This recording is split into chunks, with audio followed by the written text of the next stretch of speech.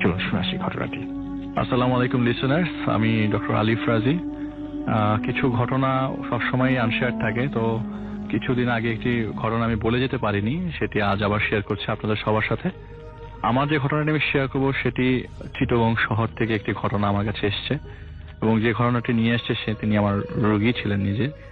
তো তার মতে যে তার এই ঘটনা ঘটবার পর তার জীবনের সব ধরনের কি বলবো বাজে অভ্যাস বলেন বা যেটাই বলেন, ওনার জীবনটা একটি পরিপূর্ণ জীবন হিসেবে রূপান্তরিত করেছে। তো ঘটনাতে চলে যাই। তো উনি একটু ডিফারেন্ট ছিলেন আর কি এলাকাতে।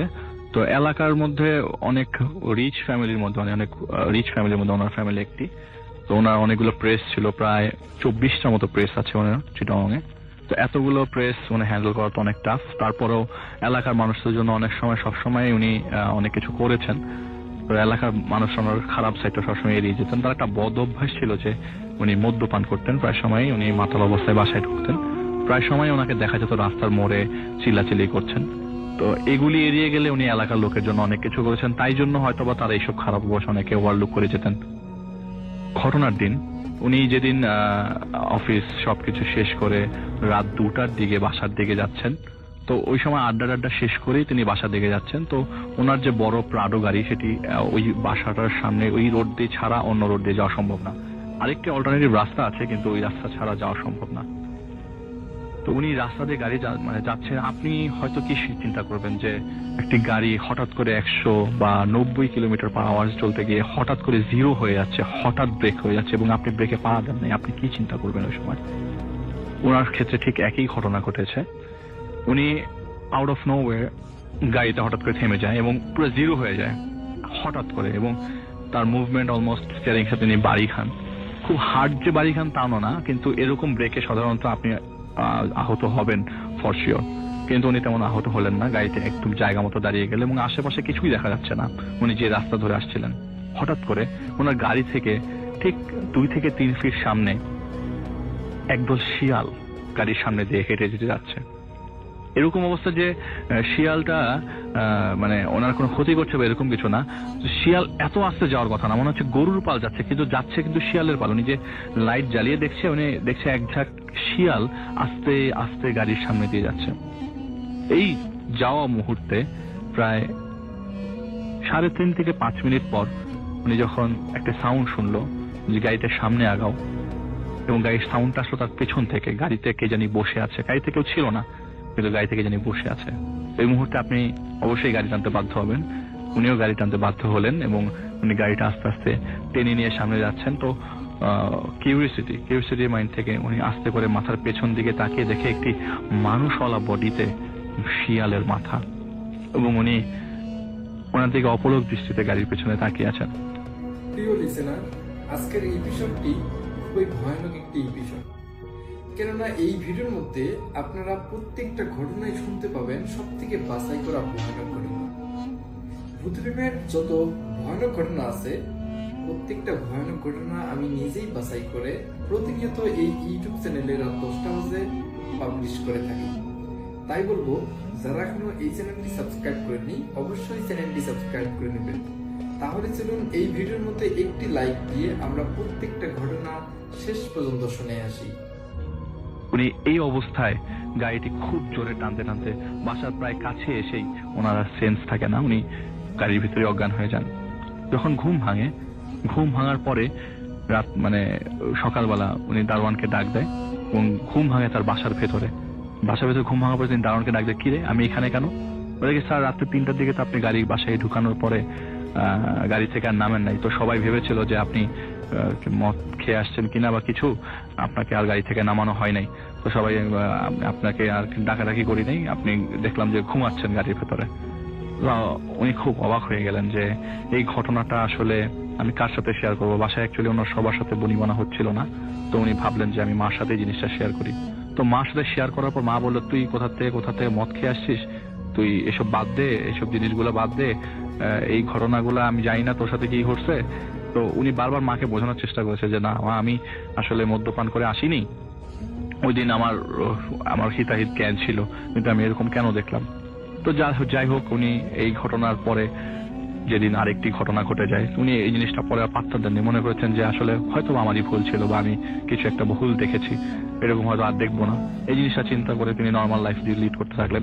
ওই ঘটনার 15 দিন পর তার বোনের এঙ্গেজমেন্ট ঠিক হয়ে যায়। তো বোনের এঙ্গেজমেন্ট ঠিক হওয়ার ঠিক আগের দিন তো সবাই বিভিন্ন কাজ ডিস্ট্রিবিউট হয়েছে, ওনার ভাগে বাজার পড়ে। তো রাত 12টার দিকে নর্মাল অবস্থায় বাজার করে উনি বাড়ি ফিরছিলেন। বাজার করে দিয়ে কমিউনিটি সেন্টারে যেখানে এঙ্গেজমেন্টের প্রোগ্রাম হবে সেখানে জিনিসপত্র রেখে তিনি বাসায় আসছিলেন।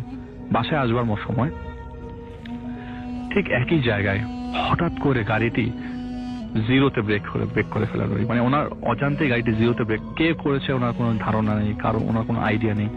গাড়িটি ব্রেক করে গাড়িটি থেমে যায় রাস্তার মাঝখানে, এবং হঠাৎ করে তার গাড়ির ফ্রন্ট গ্লাসে একটি সদ্য জন্মানো একটি বাচ্চা এসে বাড়ি খায়। মনে হচ্ছে কেউ যেন একটা কাগজ ছুঁড়ে মেরেছে ওনার গ্লাসে।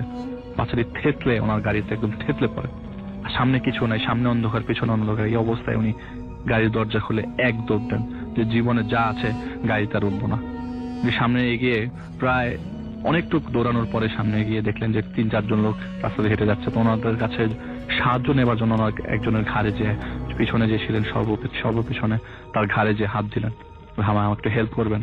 তিনি ওই লোকটি যখন মাথা ঘুরালো তিনি দেখলেন সেই শিয়ালওয়ালা মাথা মানুষটি হেঁটে হেঁটে যাচ্ছিল। মানুষরূপী বডিটা মানুষের, মাথাটা শিয়ালের। উনি আবারও একই অবস্থায় ওখানে আরেক দৌড় দিয়ে বলে যে না গাড়ির দিকে যাই। গাড়ির দিকে গেলেন, গাড়িতে উঠলেন। গাড়িতে ওঠার সময় দেখলেন যে সবকিছুই নর্মাল। গাড়িতে ওঠার পর আবারও সে একই সাউন্ড আসলো, গাড়ি চালাও। মানে আবার গাড়ি চালাতে লাগলেন, এবং হঠাৎ করে দেখলেন গাড়ির পিছন থেকে কুরআন শরীফ পড়া শুরু হয়ে গেল। সেই শিয়ালওয়ালা মাথা মানুষটি কুরআন শরীফ পড়া শুরু করলেন, এবং বাড়ি আসা পর্যন্ত কুরআন শরীফ পড়তে লাগলেন। একটা সময় কুরআন শরীফের সাউন্ড ভ্যানিশ হয়ে গেল। তিনি বাসার কাছাকাছি চলে আসলেন, গাড়ির পিছনের দিকে তাকিয়ে দেখেন উনি জিনিসটা নাই। তো উনি ভাবলেন যে আমার সাথে যা হচ্ছে তা হয়তো বা সাধারণ মানুষের সাথে হচ্ছে না, আমি হয়তো বা একটু এক্সেপশনাল, আমাকে ডাক্তার দেখাইতে হবে। এরকম কন্ডিশন চলতে থাকলে আমি বাঁচবো না। আর উনি তো রেগুলার ড্রিঙ্ক করতেন, তো এই জিনিসটা তার মধ্যে থেকে গেল যে না এই জিনিসটা আসলে বাদ দিতে হবে। তো উনি ঢাকায় আসেন এবং সাইকিয়াট্রিস্ট দেখান। সাইকিয়াট্রিস্ট দেখানোর পর সাইকিয়াট্রিস্ট ওনাকে জিনিসটা বলেন যে আপনাকে এটা ছাড়তে হবে। তো এর ফাঁকে সাইকিয়াট্রিস্টের সাথে তিনি ওনাদের ওষুধ খাওয়ার সাথে সাথে তিনি একজন হুজুরকেও দেখান যে ঢাকায় আসছিলেন। তখন ওই ফ্রেন্ড যার কাছে ছিলেন সেই ফ্রেন্ড তাকে একটি হুজুরের কাছে নিয়ে যায়। সেই হুজুর বলে যে আপনি ভাই নামাজ পড়া শুরু করেন, নামাজ পড়া একান্তই দরকার। তো তিনি নামাজ পড়া শুরু করলেন। আর এর মাঝখানে যে কয়দিন তিনি ঢাকায় ছিলেন তিনি প্রায় সময় স্বপ্নে সেই শিয়াল মাথাওয়ালা মানুষটিকে দেখতে পেতেন, প্রায় প্রতি স্বপ্নেই তার কাছে এগিয়ে আসতো এবং কিছু না কিছু শেয়ার করতো তার কাছে। তিনি নামাজ পড়া শুরু করলেন এবং ওই চোখ কান বন্ধ করে নামাজ পড়া শুরু করলেন। হঠাৎ করে তিনি দেখলেন যে আসলেই তো আমি নামাজ পড়া শুরু করার পরপরই সেই শিয়ালওয়ালা মাথা মানুষটি তার সামনে আর কোনো দেখা দেয় না। এরপরে তিনি ডিসিশন নেন উনি উমরা করে ফেলবেন। উমরা করে আসার পর থেকে এই ঘটনাটা তার সাথে আর ঘটতে থাকে না। কিন্তু একটি কথা উনি বারবার আমাকে বলেছেন যে যখনই আমার নামাজ মিস হয় তখনই তিনি ওই অবয়বটি দেখতে পান প্রায় সময়। এখনো যে বন্ধ আছে তা কিন্তু না, এটা এখনো চলমান তার সাথে। হয়তো তার লাইফস্টাইল চেঞ্জ হয়ে গেছে, কিন্তু তার ঘটনাটি এখনো আজও পর্যন্ত বিদ্যমান। রাসেল ভাই, এটাই ছিল আমার আজকের ঘটনা। আসসালামু আলাইকুম রাসেল ভাই, আশা করি অনেক ভালো আছেন। আমি এনাম বলছি কানাডার আলবার্টা প্রভিন্স থেকে। আমি থাকি ক্যালগারি সিটিতে। ভূত এফএম এর অনেক রেগুলার লিসেনার। আজ নিজের না, বাট অ্যাকচুয়ালি আমার শাশুড়ির জিন নিয়ে কিছু ইনসিডেন্ট আমি শেয়ার করতে চাই। সেদিন আমি আমার শাশুড়ির কাছ থেকে কিছু ঘটনা কালেক্টের উদ্দেশ্য নিয়ে জিজ্ঞেস করলাম ওনার লাইফে কোনো এরকম জিন এনকাউন্টার কিংবা জিনের কোনো ইনসিডেন্ট আছে নাকি। তিনি আমাকে বললেন আছে কিছু ঘটনা। অ্যাকচুয়ালি এটা এখনকার না, এটা অনেক পুরানো একটা ঘটনা এবং এটা শুরু হয়েছে আরো অনেক আগে। শুরু হয়েছিল ওনার মায়ের সাথে। তাই আমি জিজ্ঞেস করলাম, আমি আমার শাশুড়িকে বললাম যে আমি কি আপনার এই ঘটনাটা রেকর্ড করতে পারি। আমার শাশুড়ির সাথে সাথে নিষেধ করলেন, বললো না রেকর্ড করা ঠিক হবে না, আমার সমস্যা হতে পারে। তো আমি আর কথা না বাড়িয়ে আমি নোট করে নিলাম। যাই হোক, আমার নানি শাশুড়ি মানে আমার শাশুড়ির মা অনেক পরহেজগার মানুষ ছিলেন। আমি যদিও ওনাকে দেখিনি, অনেক শুনেছি ওনার কথা। আজ উনি জান্নাতবাসী। আমার শাশুড়ির নাম শিরিন। তো ঘটনাগুলো আমি ঠিক তার ভাষায় বলার চেষ্টা করছি। ঘটনাটি শুরু হয় চাষারা নারায়ণগঞ্জে 1945 এর কোনে এক সামারের লেট নাইটে। মা তখন 6 থেকে 7 বছর বয়স হবে। মা ঘুমাচ্ছিল। হঠাৎ জানলা দিয়ে নক করার আওয়াজ আসলো, আর একজন বলে উঠলো, আর কত ঘুমাবি, সকাল হয়ে গেছে, খেলতে যাবো চল। মা ধর্ম করে জেগে উঠলো। দেখলো রাত তখন 3:30 4টার মতো বাজে, 4:30। এটা তার ফ্রেন্ডের ভয়েস, কিন্তু এখন তো অনেক রাত। জানলা খুলে দেখলো তার ফ্রেন্ড দাঁড়িয়ে আছে অন্ধকারে। মা বলল, এখন তো রাত, কিভাবে যাব, এখন খেলার সময়। ফ্রেন্ডটা বলল, তোর ঘুম কাটেনি, চোখটা ডলে দেখ, কত সকাল। মা হঠাৎ দেখলো সব হঠাৎ কেমন জানি ফর্সা লাগা শুরু করেছে, লাইক চারিদিকে কেমন জানি একটা আলো আলো হওয়া শুরু করেছে। অথচ তখন কিন্তু অনেক ঘুটঘুটে রাত ছিল। মা বলল, আমি তো বেরোতে পারবো না, দরজা লক করা উপর থেকে, রুমে সব ঘুম, আমার হাত যাবে না পড়া পর্যন্ত। ফ্রেন্ডটা বলল, চুপ করে একটা চেয়ার নিয়ে তার উপর দাঁড়া, তার উপর একটা মোড়া দে, ঠিকই খুলতে পারবি। মা কথা মতো কেমন জানি একটা ঘোরের মধ্যে দরজাটা খুলে ফেললো এবং আস্তে করে বাইরে বেরিয়ে আসলো। কেউ টের পেল না। মা সেই ফ্রেন্ডটা মাকে নিয়ে পার্কে চলে গেল, সেখানে সব সময় খেলে। মা খেলতে থাকলো মনের আনন্দে তার চিরচেনা ফ্রেন্ডের সাথে। অথচ একবারও খেয়াল করলো না তখন মাত্র ভোর 4টা, চারিদিকে তখন অন্ধকার, একটা কেউ নেই পার্কে। ঘন্টাখানেক কেটে গেল খেলতে খেলতে। তারপরে ফজরের সময় হয়ে গেল, আজান দিয়ে উঠলো ফজরের। মায়ের কেমন জানি ঘোর কেটে গেল, দেখলো তার ফ্রেন্ড তো ওখানে নাই। কোথায় তার ফ্রেন্ড? তার ফ্রেন্ডের জায়গায় একটা ছেলে খেলছে তারই বয়সে। ছেলেটার পরনে সাদা শার্ট, সাদা প্যান্ট। আজানের আওয়াজ শোনার সাথে সাথে ছেলেটি দৌড় দিয়ে মায়ের কাছে চলে আসলো। হাতে একটা অরেঞ্জ বা কমলা লেবু গুজে দিল, বলল, আমার এখন যেতে হবে, আমি পরে আবার আসবো। মা কিছুই বুঝলো না, হাঁ হয়ে দাঁড়িয়ে থাকলো। ছেলেটা মিলিয়ে গেল দৌড়ে হাওয়াতে।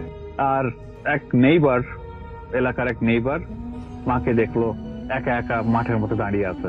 সে তাকে বকাঝকা দিয়ে বাসায় দিয়ে আসলো। মা সেই অরেঞ্জটা রেখে দিয়েছিল, ওটা দিয়ে নাকি অনেক রোগ বালায় চিকিৎসা হতো। এরপর থেকে মা অনেক নামাজি হয়ে গিয়েছিলেন, অনেক নামাজ পড়তেন। আর সেই ছেলেটা নাকি প্রায়ই আসতো মায়ের সাথে দেখা করতে, অনেক লেট নাইটে। মা বলেছিল উনি একটা জিন ছিলেন, মায়ের সাথেই বড় হয়েছে। মাকে অনেক কিছুতে হেল্প করতেন, অনেক সলিউশন দিতেন। কিন্তু আসতেন প্রতি থার্সডে লেট নাইটে, দেখা করে যেতেন মায়ের সাথে। সেই রাতে মা সারা রাত নামাজ পড়তেন। অ্যান্ড এভরি থার্সডে নাইটে মায়ের রুমে ঢোকা নিষেধ ছিল। এমনকি মা বিয়ের পরও আসতেন মাঝে মধ্যে। অ্যান্ড মায়ের ইন্তেকালের পরে আমার আব্বু যখন শুয়ে থাকতেন, উনি খেয়াল করতেন মা যে জায়নামাজে নামাজ পড়তেন, সেই জায়নামাজে একটা লোক এসে নামাজ পড়ছে প্রতি থার্সডে নাইটে। এটা এখনো নাকি হয় মাঝে মধ্যে। যাই হোক, আমি তারপর আমার শাশুড়ি জিজ্ঞেস করলাম, আপনার সাথে কি হয়েছে? তখন আমার শাশুড়ি বলল, আমার সাথে অনেক কিছুই হয় মাঝে মধ্যে, আমি আসলে ওগুলো এখন ইগনোর করি এবং অভ্যাস মতো হয়ে গেছে। আমি বললাম, লাস্ট কবে হয়েছে? বললো যে লাস্ট যে ঘটনাটা হয়েছে সেটা হচ্ছে 2014-এ এই কানাডাতেই উইন্টারের এক রাত, অনেক ঠান্ডা, স্নো পড়ছিল বাইরে। আমার শাশুড়ি হঠাৎ ঘুম ভেঙে যায় অনেক রাতে একটা গরম বাতাসের ঝাপটায়। চোখ খুলেই দেখেন তার বরাবর উপরে সিলিং এর একটু নিচে একটা মিডল এজ লোক ভার্টিক্যালি ভাসমান হয়ে তাকিয়ে আছে তার দিকে। লোকটা বেশ সুঠাম গঠনের, মুখে দাড়ি, সাদা শার্ট আর প্যান্ট পরনে। মা ভয় পেয়ে গেলেন। লোকটা বললেন, ভয় পেও না শিরিন, তোমাকে লাস্ট দেখেছিলাম নারায়ণগঞ্জে সেই 10 বছর আগে, আর আমার এই পুরা 10 বছর লেগেছে তোমাকে খুঁজে পেতে। তুমি আমাকে চিনবা না। তোমার মায়ের সাথে যিনি থাকতেন আমি তারই ছেলে, আমি আছি তোমার সাথে, তুমি কোনো চিন্তা করবো না। কথাটা বলেই মনে হলো যেন উড়ে গিয়ে জানলার দিকে চলে গেল, গা হয়ে গেল। মা দেখলেন জানালার পর্দাটা কেমন জানি জোরে নড়ে উঠলো। জানালা বন্ধ আর ঘরে কোনো বাতাস নেই। এটা বলেই আমার শাশুড়ি ঘটনাটা শেষ করলেন। আমরা জানি জিনের অনেক ভাগ রয়েছে, আমাদের মতোই উনাদেরও ভালো আর খারাপ জাতি রয়েছে। এটা মেবি তাদেরই ভালো সাইডের একটা। জেনারেশন বাই জেনারেশন তারা এই ফ্যামিলিটিকে, মানে আমার শাশুড়ি ফ্যামিলিকে হেল্প করে আসছেন। কেউ হয়তো বুঝতেও পারে না। আমার শাশুড়ি আজ পর্যন্ত সব রকম বিপদ থেকে বেরিয়ে এসেছেন। উনি অনেক নামাজ কালাম পড়েন। আমার দেখা অনেক সাকসেসফুল আর স্ট্রং পার্সনের একজন তিনি। এটা কি জিনের কোনো ভূমিকা থাকতে পারে? এটা আপনারাই ডিসাইড করুন। অনেক অনেক থ্যাঙ্কস আমার শাশুড়ির ঘটনাটি শেয়ার করার জন্য। এন্ড রাসেল ভাই, আপনাকে অনেক অনেক থ্যাঙ্কস আমার এই ঘটনাটা যদি আপনি সিলেক্ট করেন আর শেয়ার করেন। আল্লাহ হাফেজ। I am Abdul Sattar Nahid from Satkira. I am a principal of Dhaka Al Quran Academy. Assalamu alaikum Rasel ভাই, আমি শ্রোতাদের উদ্দেশ্যে নিজের জীবনের ঘটে যাওয়া কিছু ঘটনা আমার কাছে আছে। তার মধ্যে সবচেয়ে বেস্ট রক্ত হিম করা যে ঘটনা, সেটা শ্রোতাদের উদ্দেশ্যে নিয়ে আসছি। তো এখন আমি আমার ঘটনায় চলে যাচ্ছি। In 1983 when I was a student of class 6, দেন আমি একদিন রাত্রে সামনে বার্ষিক পরীক্ষা। আমি পড়াশোনা করছিলাম রাত্রে, ঈশার নামাজ জামাতে পড়ি নাই, তো 12টা বা কোন পর্যন্ত পড়েছি এটা হাতে ঘড়ি নাই। ওর পাশে আমার ভাই মসজিদের ইমাম, তার সাথেই থাকি। তো এখন আমি 12টা বা 1টা এরকম বাসে মনে হয়, কিন্তু নামাজ না পড়ে আমি রাত্রে ঘুমাবো না, তাই আমি না পড়া শেষ করে হারিকেন নিয়ে, তখন কারেন্ট ছিল না এলাকায়, আমি মসজিদে নামাজ পড়তে গিয়েছি। তো মসজিদে ঢোকার পরে, এর আগে শুনেছি মসজিদটা ভিন্ন জাতি, দ্যাট মিনস জিনেরা এসে নামাজ পড়ে। তো আমার খেয়াল ছিল না যে তখন 12টার পরে আমার মসজিদে হারিকেন নিয়ে ঢোকা ঠিক হচ্ছে না, এটা বুঝি নাই। তাই আমি হারিকেন নিয়ে ঢোকার পরেই আমার পাশ দিয়ে, যে দরজা দিয়ে মসজিদে ঢুকলাম, ওই পাশ দিয়ে যেন খাড়া খাড়া অনেক অনেক অনেক কিছু চলে যাচ্ছে, মানে খুব আওয়াজ হলো। তখন ওই ভয়ের অবস্থা দেখে আমার রোম শিউরে উঠলো। তা আমি বেশি দূরে গেলাম না, মসজিদের ভিতরে যাওয়ার ইচ্ছা ছিল, কিন্তু ওই দরজা ঢুকেই প্রথম কাতারে আমি দাঁড়িয়ে গেলাম। আর যেহেতু কিছু একটা অবজার্ভ করেছি, আমার রক্ত হিম হয়ে যাচ্ছে, কিন্তু আমি ভয়, একটা সাহস আমার আছে যে আমি কিন্তু হারিকেন নিয়ে আসছি, হারিকেন ওরা আছাড় মেরে মেরে ফেলে দেবে না, আর আলো থাকলে আমি ক্ষতিগ্রস্ত হব না, এই বিশ্বাসটুকুর। কিন্তু আমি অবজার্ভ করছি আমার নামাজ চলতেছে আর ওরা পিছন দিক থেকে আমাকে ইট খোলা মারতেছে। মসজিদ ভরে যাচ্ছে ইট খোলায়, দেখতে পাচ্ছি না, আমাদের চোখ বেশি দূরে দিচ্ছে না, যতটুকু দেখতে পাচ্ছি তাও ইট খোলা, আদা ইট, বড় ইট সব মারতেছে পিছন দিক থেকে। না, ওরা রেগে গেছে, কারণ আমি কেন আলো নিয়ে ঢুকলাম, এই জন্য আমার উপর রেগে গেছে। তাই ওরা মসজিদকে একেবারে এমন ঝঞ্ঝাট করে দিয়েছে, কিন্তু এতটা ইট মারতেছে, কিন্তু আমার গায়ে কিন্তু একটাও লাগতেছে না, আমাকে ভয় দেখাচ্ছে। রাসেল ভাই, সত্যি কথা বলতে কি, আপনি যদি এই স্পটে থাকতেন, এই স্পটে, তো অন্য কেউ হলে হাটফিট করে পড়ে যেত ওখানে। কিন্তু আমার দৃঢ় বিশ্বাস, I have a deep faith to Allah সুবহানাহু ওয়া তাআলা, যে তিনি আমাকে সেভ করবেন, যে আমার সাথে আলো আছে, আলো যতক্ষণ আছে ততক্ষণ আমাকে ওরা ক্ষতি করতে পারবে না। তেমন অবস্থায় আমার নামাজ চলতেছে, 17 রাকাত নামাজ পড়বো, কিন্তু একটু চোখ উঁচু করতে পারি নাই। ওরা আর পিছনে দাঁড়িয়ে গলা খাগা দিচ্ছে, অনেক কিছু করতেছে। তাই প্রথম ভাবছিলাম কোনো বন্ধু বা শত্রু কেউ এসে আমাকে ডিস্টার্ব করছে কিনা, পরে বুঝলাম না, অন্য কেউ এসে আমাকে ডিস্টার্ব করছে না, ওই জিন জাতি তারা আমাকে ডিস্টার্ব করতেছে। নামাজ শেষ করলাম, নামাজ শেষ করে পিছনে ফিরছি, কিন্তু দূরে চাইতে পারলাম না, আমার মনে হচ্ছে ওরা আমার সামনে দাঁড়াই আছে ঘিরে, ওদের সামনে দিয়ে আমি বাইর হচ্ছি, এটা অবজার্ভ করছি, কিন্তু চোখ তুলে তাকানোর সাহস নেই। আমার শরীর একেবারে ঘেমে তিরগাম হয়ে গেল, আমার রক্ত ঠান্ডা হয়ে গেল, আমি যেন পড়ে যাই ভাব। আল্লাহর নামও করছি, নামাজের মধ্যে আল্লাহর নাম করা যায় না, যা যা পড়া সেগুলো পড়ছি, তো আয়াতাল করছি সব পড়ে বাইর হচ্ছি। তখন আমি ভাবছি মনে আমার থাপ্পড় মারবে, যাই হোক হারিকেনটা আমার চোখের সামনে রাখছি যাতে আমাকে থাপ্পড়টা না মারতে পারে। এই অবস্থায় হারিকেন সামনে নিয়ে বাইর হচ্ছে, চোখ পুরো নিচের দিকে, ওদের সামনে কারা দাঁড়াইছে দেখার সাহস আমার ছিল না। ওইভাবে এসে পাশে, মসজিদের পাশে ইমামের রুম, ওই রুমে আমার ভাই আর আমি থাকি। তো এসে দেখি ভাইয়ের খাট, চৌকি যেখানে ভাই থাকে, ওই ইমাম মসজিদের, ওনার খাটটা একবার ছাদের সাথে মিলানো, উঠাই দিছে ওরা রাগে। তখন আমারে মানে ঘুম ভেঙে গেল, নাড়াচাড়া হয়েছে, তখন সেই দেখে আমি হারিকেন নিয়ে আসতে। তেমন জিজ্ঞাসা করতে কোথায় গেছিলেন, আমি নামাজ পড়তে গেছিলাম মসজিদে। তখন ঘড়ি দেখে দেখলাম 12:30 বাজে, দ্যাট মিনস আমার 20-25 মিনিট লাগছে নামাজ পড়তে। তখন আসলে সেটা 12টার পরে হয়ে গেছে, কারণ ওরা 12টার পরে মসজিদে ঢুকছে, ওই জিনগুলা, ওরা নামাজ পড়তে আসছে, ওদের ডিস্টার্ব হয়েছে, হারিকেন নিয়ে ঢুকছি, এবং ওরা বাইরে হতে পারেনি, একটা দরজা খোলা, তো ওই দরজা দিয়ে সব বাইরে হয়েছে, আর আমার উপরে খেপছে, ভাইয়ের উপরে খেপছে, এসে ভাইরে উঁচু করতে আছাড় মারবে। তখন ভাই ওই খাটের চৌকিতে বসেই শো অবস্থায় হাত জোড় করে, দেখতে পাচ্ছে না পিছনে দরজা দিয়ে বিরাট বিরাট জোরে আঘাত করছে, ভেঙে ফেলবে একবার।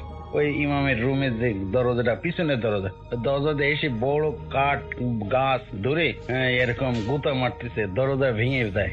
আর দেখ ভাইরে উপরে তুলছে, ভাই বলতেছে, হাত জোড় করে বলতেছে, তোমরা আমার ছোট ভাইকে মাফ করে দাও, ও বুঝতে পারি নাই, করো জোরে ক্ষমা চাচ্ছি তোমাদের কাছে, ওর হয়ে আমি ক্ষমা চাচ্ছি। এটা বলে ভাই চৌকিটা আস্তে আস্তে নামাই দিল তারা। তা এর তো রাসেল ভাই, যখন রাত্রে এসে শুইলাম, শোয়ার পরে সকালে উঠে গোসল করে স্কুলে যাচ্ছি, পথের আমার পিছিয়ে যত ছাত্রছাত্রী স্কুলে যাচ্ছে, সবাই দেখতেছে পিছনে, আমার পিছনে 1 কাবলা চুল কাটা, ওরা আমাকে পিছন দিক থেকে এই ক্ষতিটা করেছে, গোল করে 1 কাবলা চুল। আমি তো কোথাও নাপিতের কাছে যাইনি, কেউ দুষ্টুমি করেনি, তাহলে আমার পিছন থেকে চুলটা কাটলো কে? এই চুলটা কেটে নিয়ে গেছে তারা ওই রাত্রে। তাতে আমার জীবনের অনেক ক্ষতি হয়েছে। তবে সত্যি বলতে কথা বলতে কি রাসেল ভাই, এরকম এই ছোট বয়সে এত বড় রোমাঞ্চ ঘটনাকে ফেস করা খুব টাফ। এরপরও আমার জীবনে আরো রক্তহীন করা আরো ঘটনা আছে, সেটা পরবর্তীতে সুযোগ হলে শ্রোতাদের উদ্দেশ্যে আসবো ইনশাল্লাহ। আপনি ভালো থাকেন, শ্রোতারাও ভালো থাকুন। আসসালামু আলাইকুম, আল্লাহ হাফিজ। লাস্ট মান্থের শেষের দিকে আমরা লন্ডন থেকে প্রায় 9জন ফ্রেন্ড স্কটল্যান্ডে বেড়াতে যাই হলিডের জন্য, 3 days হলিডে। তো আমাদের স্কটল্যান্ডের এই জায়গাটা ছিল সাউথ অফ স্কটল্যান্ড, যেটা স্কটিশ বর্ডার বলে এখানে, আর এইটা জাস্ট ইংল্যান্ডের নর্থে একটা বর্ডারিং এরিয়াতে একটা জায়গায়। তো আমরা যেটা করি, যখন আমরা বড় কোনো গ্রুপে এরকম 8-9 জন বা 10 জন কোনো ট্রিপে যাই, তখন আমরা আমাদের অ্যাকোমোডেশনটা একটু কটেজ টাইপের অ্যাকোমোডেশন রেন্ট করি, আর ট্রাই করি যে এই কটেজটা একটু যাতে একটু আইসোলেটেড এরিয়াতে হয়, যে তাহলে একটু রিল্যাক্সও করা যায়, কি বেশি ক্রাউড না। দেন আপনারা কটেজে যেটা সুবিধা থাকে যে you can hang out together and মানে গল্প টল্প আড্ডা দেওয়ার জন্য খুব ভালো লোকেশন। হাউএভার, তো আমাদের এই কটেজটা এবারের যে কটেজটা ছিল, এটা বেশ একটা আইসোলেটেড ভিলেজ ছিল। তো কেমন আইসোলেটেড দেখেন, যে আমরা যেদিন অ্যারাইভ করি, আমাদের যে ওই কটেজের মালিক, সে যখন আমাদেরকে রিসিভ করে যখন ইনস্ট্রাকশন দিচ্ছিল, তখন বলে যে তোমরা যখন কটেজ থেকে বাইরে যাবা, ইভেন যদি এটা সারাদিনের জন্য হয়, তোমাদের দরজা লক করার দরকার নেই, তোমরা জাস্ট দরজা টান দিয়ে চলে যাও, আবার এসে জাস্ট দরজা খুলে দিও। তো আমরা বললাম যে আসলে এটা পসিবল কিনা। তো বললো হ্যাঁ, এখানে আসলে আর কেউ আসে না, you are the only people in this area, so which was true. আমরা যখন চেক করলাম যে ওই ভিলেজে আশেপাশে স্ক্যাটার্ড কয়েকটা এরকম কটেজ বা ফার্ম আছে, এছাড়া আসলে তেমন কিছু নাই। ইভেন মোবাইল ফোনের নেটওয়ার্ক নাই। নিয়ারেস্ট মোবাইল ফোন নেটওয়ার্ক হচ্ছে 10 মাইল দূরে একটা ছোট টাউন সেন্টার আছে, যেখানে আপনি পেট্রোল স্টেশন বা গ্রসারি এইসবের জন্য একটা স্মল টাউন আছে, চার্চ আছে। তো ওইখানে হচ্ছে নিয়ারেস্ট আপনার মোবাইল ফোন নেটওয়ার্ক পাওয়া যায়। তো এরকম একটা জায়গায়। তো যাই হোক, আমাদের হলিডের সেকেন্ড দিনে আমরা বেশ কয়েকটা জায়গায় ঘুরতে যাই। ঘুরে আমাদের যে লাস্ট লোকেশন থাকে, ওইটা একটা লেক এরিয়াতে ছিল। তো ওইখান থেকে আমরা যখন আমাদের বাসার অ্যাড্রেসটা নেভিগেশনে দিই, এখানে দেখায় দ্য ডিস্টেন্স হচ্ছে প্রায় 2.5 ঘন্টা ড্রাইভ, 2.5 hours ড্রাইভ। তো আমরা স্টার্ট করি, এবং এই 2.5 hours ড্রাইভের মধ্যে আপনার 30-40 মিনিটস পরে গ্লাসগো একটা বড় সিটি পড়বে, এবং গ্লাসগোর পরে আসলে কোনো বিটুইন গ্লাসগো আর আমাদের কটেজ কোনো বড় কোনো সিটি আর নাই, কিছু ছোট টাউন প্লাস হয়তো ভিলেজ আছে। এছাড়া ইটস মানে অলমোস্ট মানে খুব আইসোলেটেড এরিয়া। তো যাই হোক, আমরা স্টার্ট করলাম। তো আমরা 2 গাড়িতে আমরা ছিলাম। তো গ্লাসগোতে আসার পর আমাদের অন্য ফ্রেন্ড যারা আরেকটা গাড়িতে ছিল, তারা একটা দোকানে কিছু জিনিসপত্র কেনার জন্য থামে।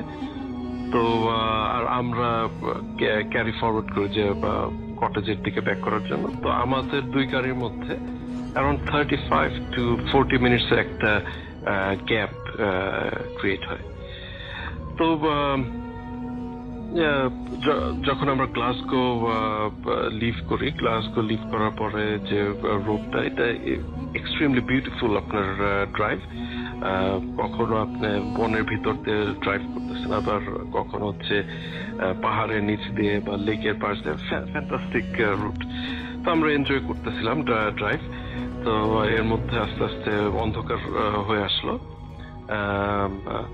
দেন আমরা যখন মোটামুটি, আমি তখন নেভিগেশনে দেখতেছি যে আমাদের খুব বেশি আর বাকি নাই, হয়তো আর 30-40 মিনিটসের মতো বাকি আছে। তো তখন একটা ন্যারো ভিলেজের মাঝখান থেকে একটা ন্যারো রোড দিয়ে আমরা যাচ্ছি, যেখানে বোথ সাইড গাড়ি আসে, কিন্তু লেন একটা করে, তো 2 লেনের একটা রাস্তা। তো আমার পিছন থেকে একটা গাড়ি তার হেডলাইট খুব হাই বিমে দিয়ে খুব মানে টেইল কেটিং এর মতো আমার গাড়ির জাস্ট ইমিডিয়েট পিছনে এসে সে খুব পুশ করতে থাকে। তো মানে গাড়িতে টাচ করতেছে না, কিন্তু ভেরি ক্লোজ ড্রাইভ করতেছে। তো ওর হেডলাইটের যেহেতু হাই বিম ছিল, এটার কারণে আমার সামনের ভিশনটা খুব ডিসরাপ্টেড থাকে। তো হোয়াট আই ডিড, আমি কিছুক্ষণ সামনে যাওয়ার পরে দেখি যে ওই ভিলেজের ভিতরে একটা বাস স্টপ আছে বাম সাইডে। তো আমি কুইকলি বাস স্টপের মধ্যে আমার গাড়ি ইন করে দিই যাতে ও সামনে যেতে পারে। তো যখন সামনে যায় তখন দেখি যে গাড়িটা একটা বাংলাদেশে যেটাকে স্টেশন ওয়াগন বলে, এই টাইপের একটা লাল রঙের স্টেশন ওয়াগন, সে আমাকে ক্রস করলো। তো এটাতে আমরা একটু হাসাহাসি করি, কারণ আমি যে গাড়িটা ড্রাইভ করতেছি এটা হচ্ছে একটু বড় সাইজের গাড়ি, আপনার এসইউভি বা জিপ যেটা বলে নাকি, এই টাইপের একটা গাড়ি। তো আমরা হাসাহাসি করি যে ছোট গাড়ি পিছন থেকে ই করছে আর কি। তো এনিওয়ে সে আমাদেরকে ক্রস করেই রাইট টার্ন নিয়ে আপনার আপহিল একটা পাহাড়ের মধ্যে একটা রাস্তা থাকে, ওই দিকে এসে চলে। তো এর মধ্যে আমরা যখন 1-2 মিনিট ড্রাইভ করার পরেই দেখি যে ওই টাউনটা, যেটা আমাদের কটেজ থেকে অ্যারাউন্ড 10 মাইলস অথবা 11 মাইলস ডিস্টেন্স হবে, এইটুক দূরে। তো আমরা বুঝলাম যে তাহলে আমরা মোটামুটি চলে আসছি। তো যখন আমরা এই টাউনটা ক্রস করলাম, ক্রস করার পরে এটা মোটামুটি আপনার খুব একটা হিলি এরিয়া আর কি, আপনি পাহাড়ের মধ্যে দিয়ে ড্রাইভ করতেছেন। তো আমরা যখন পাহাড়ে যাচ্ছি তখন মানে একদম পিচ ডার্ক, মানে আপনার যেদিকে তাকাবেন অন্ধকার, পিচ ডার্ক। তো আমরা যখন গাড়িটা আস্তে আস্তে আস্তে আপনার পাহাড়ের উপরের দিকে যখন উঠলো, তো আমি তখন সামনে দেখতেছি আমার হেডলাইটে যে একটা মানুষ হেঁটে যাচ্ছে। তো অ্যাপ্রক্সিমেটলি কতটুকু দূর হবে, অ্যাপ্রক্সিমেটলি 60-70 ফিট ডিস্টেন্স, আর একটু দূরে। তো ভীষণ অত ক্লিয়ার না, একটা মানুষ রাস্তার মাঝখান দিয়ে হাঁটতেছে। তো location wise which is very weird, কারণ এটা আপনার একটা পাহাড়ের উপরে, আশেপাশে কোনো বাড়ি নেই, একটা মানুষ রাস্তার ঠিক মাঝামাঝি জায়গাতে হেঁটে যেতেছে, আর খুব খুব আনইউজুয়াল। তো আমি এটা দেখে আমি পিছনে যাতে সে আমাকে সাইড দেয়, কারণে আমি আমার হেডলাইট একটু হাই বিম লো বিম আপনার লাইটের সিগন্যাল দিতে থাকি। তো আমি যখন সিগন্যাল দিই, হাই বিম করি, তো তখন দেখি মানুষ যে হাঁটতেছে তার বডির উপরের সাইডের কিছু নাই, জাস্ট বিলো ওয়েস্ট হাইট তার বডিটা। তো এটা দেখে আমি কিছুটা শকড হয়ে যাই। তো আমি সাথে সাথে আমার হেডলাইটটা লো বিম করে দিই, যাতে গাড়ির অন্য কেউ এইটা থেকে একটু শক না হয়। তো আমি আস্তে আস্তে অ্যাপ্রোচ করতে থাকি, আর যখন একদম কাছাকাছি আসি তখন আমি আবার একটু লাইটই করি, হাই বিম করি। তো তখন অল অন এ সাডেন এই আপনার এই যে আমি যে মানুষের শেপটা দেখতেছিলাম, এটা একটা গরুর শেপ নিয়ে নেয়। গরুর শেপ নেয়, সে এমন ভাবে ই করলো যে গাড়ির দিকে সে তাকায়, তারপর আস্তে করে রাস্তার সাইডে চলে যায়। তো এটা দেখে আমি আর কিছু বললাম না আমার গাড়িতে যারা ছিল। তো আমি আরেকটু সামনে আগে গেলাম, ড্রাইভ করলাম। তো আরো কিছুক্ষণ আগানোর পর, ড্রাইভ করার পরে আপনার হয়তো অ্যানাদার ফিউ মিনিটস, হয়তো 3-4 মিনিটস ড্রাইভ করতেছি এগেইন এই পাহাড়ের মধ্যে।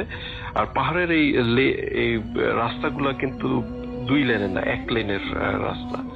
So it's difficult to overtake যদি রাস্তায় কিছু থাকে।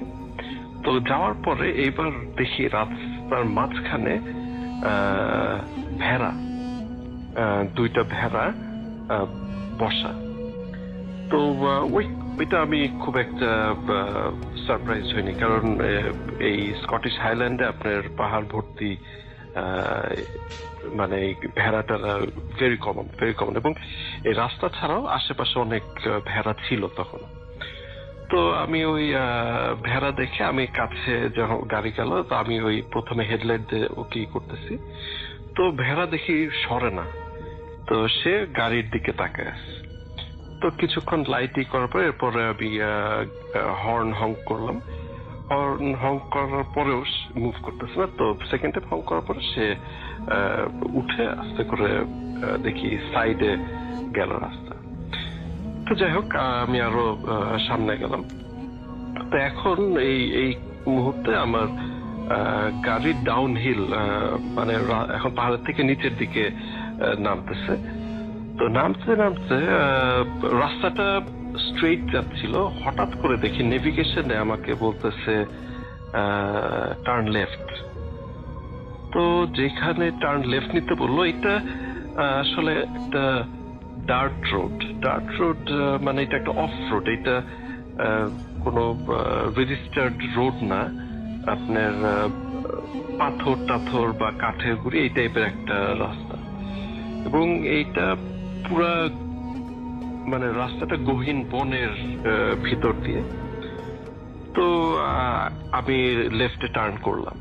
তো লেফটে টার্ন করার সাথে সাথে আমার পিছনে যে আমার ফ্রেন্ড ছিল, সে বললো যে ভাই আপনার নেভিগেশন এইদিকে নিল কেন? তো আমি বললাম যে ভাই আই ডোন্ট নো, হইতে পারে যে হয়তো এদিক দিয়ে কোনো শর্টকাট রুট আছে, এই কারণে সে আমাকে এইদিকে অ্যাডভাইস করতেছে। তো আমি গেলাম ওই রুটে। তো লাইক আই সেড, এটা আসলে কোনো ডেজিগনেটেড রাস্তা বা ই না। আর রাস্তাগুলো অনেকটা আপনার ওই হরর ফিল্মে যে রং টার্ন টাইপের যে রাস্তাগুলো থাকে, মানে বাজে টাইপের রাস্তা যায়। তো আমরা আরো কিছুক্ষণ প্রায় এগেইন 3-4 মিনিট হয়তো ওই ডার্ট রোডে ড্রাইভ করলাম। তো এটা আরো ডাউন হিল যাচ্ছে, মানে পাহাড় থেকে আমাকে আরো নিচের দিকে নামায় নিয়ে যেতেছে এই ডার্ট রোডে। তো কিছুক্ষণ যাওয়ার পরে 3-4 মিনিট যাওয়ার পরে ডেড এন্ড রাস্তা, আর কিছু নাই, রাস্তা শেষ এখানে, সে ডেড এন্ড। এবং রাস্তাটা যেখানে শেষ হয়েছে এখানে আপনার গাছের গুঁড়ি রাখা, গাছের গুঁড়ি রেখে রাস্তাটা ব্লক টাইপের করা। কিন্তু এগুলার ফাঁক দিয়ে আপনি ওই সাইডে কি আছে এটা দেখতে পাবেন। তো আমি এটা দেখার জন্য আমার গাড়ির হেডলাইটটা আবার একটু হাই বিম করলাম। তো হাই বিম করার পরে দেখি যে জাস্ট ওই গাছের গুঁড়ির ওই সাইডে আমরা যে ওই দুই ভেড়াই করছিলাম, I don't know whether it's exactly the same sheep or not, কিন্তু অর ল্যাম অর নট, কিন্তু মানে ওই দুইটা সেম শেপের সেম সাইজের দুইটা ভেড়া ওইখানে, এবং এক্স্যাক্টলি স্ট্রেট গাড়ির দিকে তাকায়। তো I got a little shocked যে কি হইতেছে এটা। তো তখন আমার পিছনে যারা ছিল ওরাও বললো যে just quickly turn around and let's go backward. তো আমি গাড়ি ঘোরানোর ই করলাম, গাড়ি ঘুরাইলাম। ঘুরায় এখন যখন আপহিলে যাব, দেখি আমার গাড়ির চাকা আর গ্রিপ করতেছে না মাটিতে, উইচ ইজ আনইউজুয়াল, কারণ এটার মেকটা হচ্ছে একটু আপনার জিপ টাইপের, অফ রোড ড্রাইভিং এর জন্য ভালো, প্লাস মোটামুটি নতুন গাড়ি। তো সে রাস্তার গ্রিপ করতে পারতেছে না, সে স্কিড করলো কিছুক্ষণ, তারপরে দুইবার আমার ইঞ্জিনের স্টার্ট বন্ধ হয়ে গেল। তো সেকেন্ড টাইম যখন বন্ধ হইলো, তো তখন মানে একটু আমি ওয়ারিড হইলাম যে কি হইতেছে, হোয়াটস গোইং অন। তো তখন আবার আমার পাশে বসা ছিল আমার ওয়াইফ, ও বলতেছে আমি কি নেমে দেখবো কি হয়েছে কিনা। তখন আমি কিছু বলার আগেই আমার পিছনে যারা ছিল আমার ফ্রেন্ড, ওরা বলে না না ভাবি, কোনো দরকার নেই, গাড়ির ভিতরে থাকেন। তো এর মধ্যে তখন ওই যে ইঞ্জিন স্টার্ট করার জন্য আবার হেডলাইট বন্ধ করে ইঞ্জিন করতেছি। তো হেডলাইট বন্ধ করলে আপনার মানে আমার পাশে যে মানুষ, আমার ওয়াইফ বা আমার পিছনে, এদেরকেও দেখাচ্ছে না, এই টাইপের অন্ধকার। তাহলে আমরা স্টার্ট করলাম, স্লোলি পুল আপ করলাম এবং এইবার সাকসেসফুল হলো। তো আস্তে আস্তে আমি এই ডার্ক রোড থেকে আবার ওই যে পাহাড়ের যে রাস্তাটা এটাতে আসলাম। এটাতে এসে এবার আমি আবার মানে যে ডাইরেকশনে যাওয়া উচিত ছিল স্ট্রেট, আমি আবার ওই ডাইরেকশনে ব্যাক করলাম। তো ব্যাক করে যখন এই পাহাড় থেকে গাড়িটা নামলো, একটা মোটামুটি লেভেল গ্রাউন্ডে আসলো। আসার পরে তখন দেখি যে ওই লেফট সাইডে আরেকটা রাস্তা থেকে একটা গাড়ি অ্যাক্সিডেন্ট টাইপের, মানে সিরিয়াস কোনো অ্যাক্সিডেন্ট না, একটা অ্যাক্সিডেন্ট হয়েছে। সে হাফ গাড়িটার সামনের একটা চাকা আপনার ওই রাস্তার থেকে বাইরে পাহাড়ের মধ্যে এরকম বের হয়ে আছে, আর গাড়ির পিছনটা হচ্ছে রাস্তাটার উপরে। এবং সারপ্রাইজিংলি এটা হচ্ছে সেই লাল গাড়িটা যেটা আমাকে ওভারটেক করছিল। তো যাই হোক, আমরা তখন আবার বললাম যে মানে রাশ ড্রাইভিং এর আসলে কোনো পয়েন্ট নাই, you'll end up in something like this. কিন্তু আরো সিরিয়াস হইতে পারতো, he could have just fall off the cliff, আর মানে পাহাড়ের উপর থেকে পড়ে আরো ডেঞ্জারাস কিছু হইতে পারতো। এনিওয়ে, তো আর উইদিন নেক্সট ফিউ মিনিটস, 4-5 মিনিটসের মধ্যে আমরা আমাদের কটেজে চলে আসলাম।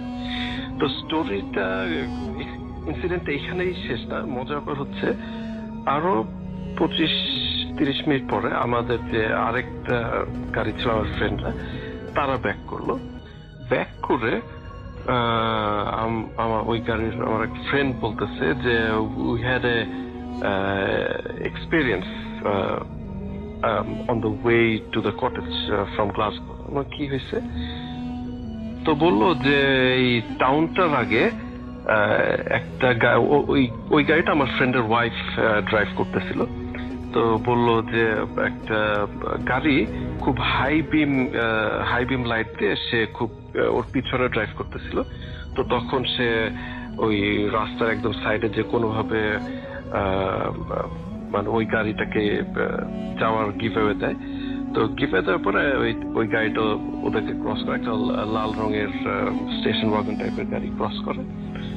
তো ক্রস করার পরে ওরা যাই হোক ওরা কটেজের দিকে ড্রাইভ করতে থাকে। ইভেন্চুয়ালি ওরা যখন কটেজের কাছে ওই পাহাড় দিয়ে ড্রাইভ করতেছিল, ওরা ওই আমি যে মানুষের ভিশন দেখছি, ওই মানুষের স্ট্রাকচার ওরা দেখে নাই, কিন্তু ওদের পুরো রাস্তাটা মানে অনেকগুলা ভেড়া ব্লক করে দিছিল।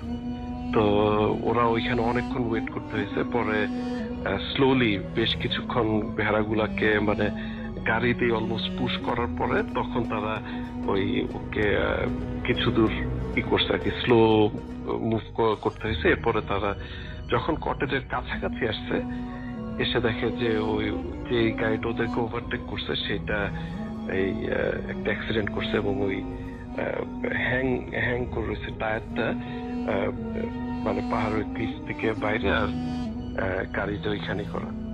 তো তখন ওই আমার ফ্রেন্ড ওর ওয়াইফকে বলছিল যে গাড়ি থামাইতে, জাস্ট ও চেক করতে এসেছিল যে whether any help is needed in that car. তো ওরা আসলে এত স্ক্যার্ড ছিল ওই গাড়িতেও, তো অন্য যে ফ্রেন্ড ছিল তারা বলছে না থামার দরকার নেই, রেস্কিউ আসবে, এসে ওকে রেস্কিউ করবে। তো ওরা তখন এই কটেজে চলে আসে। তো এইখানে যে আমি শুরুতে বলতেছিলাম এটা একটা উইয়ার্ড এক্সপিরিয়েন্স। উইয়ার্ড বলতেছে এই কারণে যে সেম গাড়ি যেটা আমাকে প্রায় আধা ঘন্টা আগে ওভারটেক করে অ্যাক্সিডেন্ট করছে, সেম গাড়ি আমার ওই আধা ঘন্টা পরে আমার ওই ফ্রেন্ডদের গাড়িও ওভারটেক করে অ্যাক্সিডেন্ট করছে। আর কিছু তো আপনার আনইউজুয়াল ইনসিডেন্ট ছিল এই ড্রাইভের মধ্যে। তো এই ছিল আমার এক্সপিরিয়েন্স, আমাদের এক্সপিরিয়েন্স। ইন ফিউচারে ইনশাআল্লাহ আমি আরো কিছু এক্সপিরিয়েন্স যেগুলো আমি শেয়ার করতে চেয়েছিলাম, তো ওইগুলো হয়তো করবো। Till then, thank you very much for listening. আসসালামু আলাইকুম রাসেল ভাই, আমি এনাম বলছি কানাডা থেকে। আশা করি ভালোই আছেন এবং আমি জানি আপনি ভালো দলে। সো আজকে আমি যে ঘটনাটি শেয়ার করতে যাচ্ছি এটা আমার নয়, এটা আমার কলিগের সাথে হয়েছিল। That was my first job. আমি যখন কানাডাতে প্রথম আসি, তারপরে এটা আমার ফার্স্ট কোম্পানি ছিল যেখানে আমি জয়েন করি।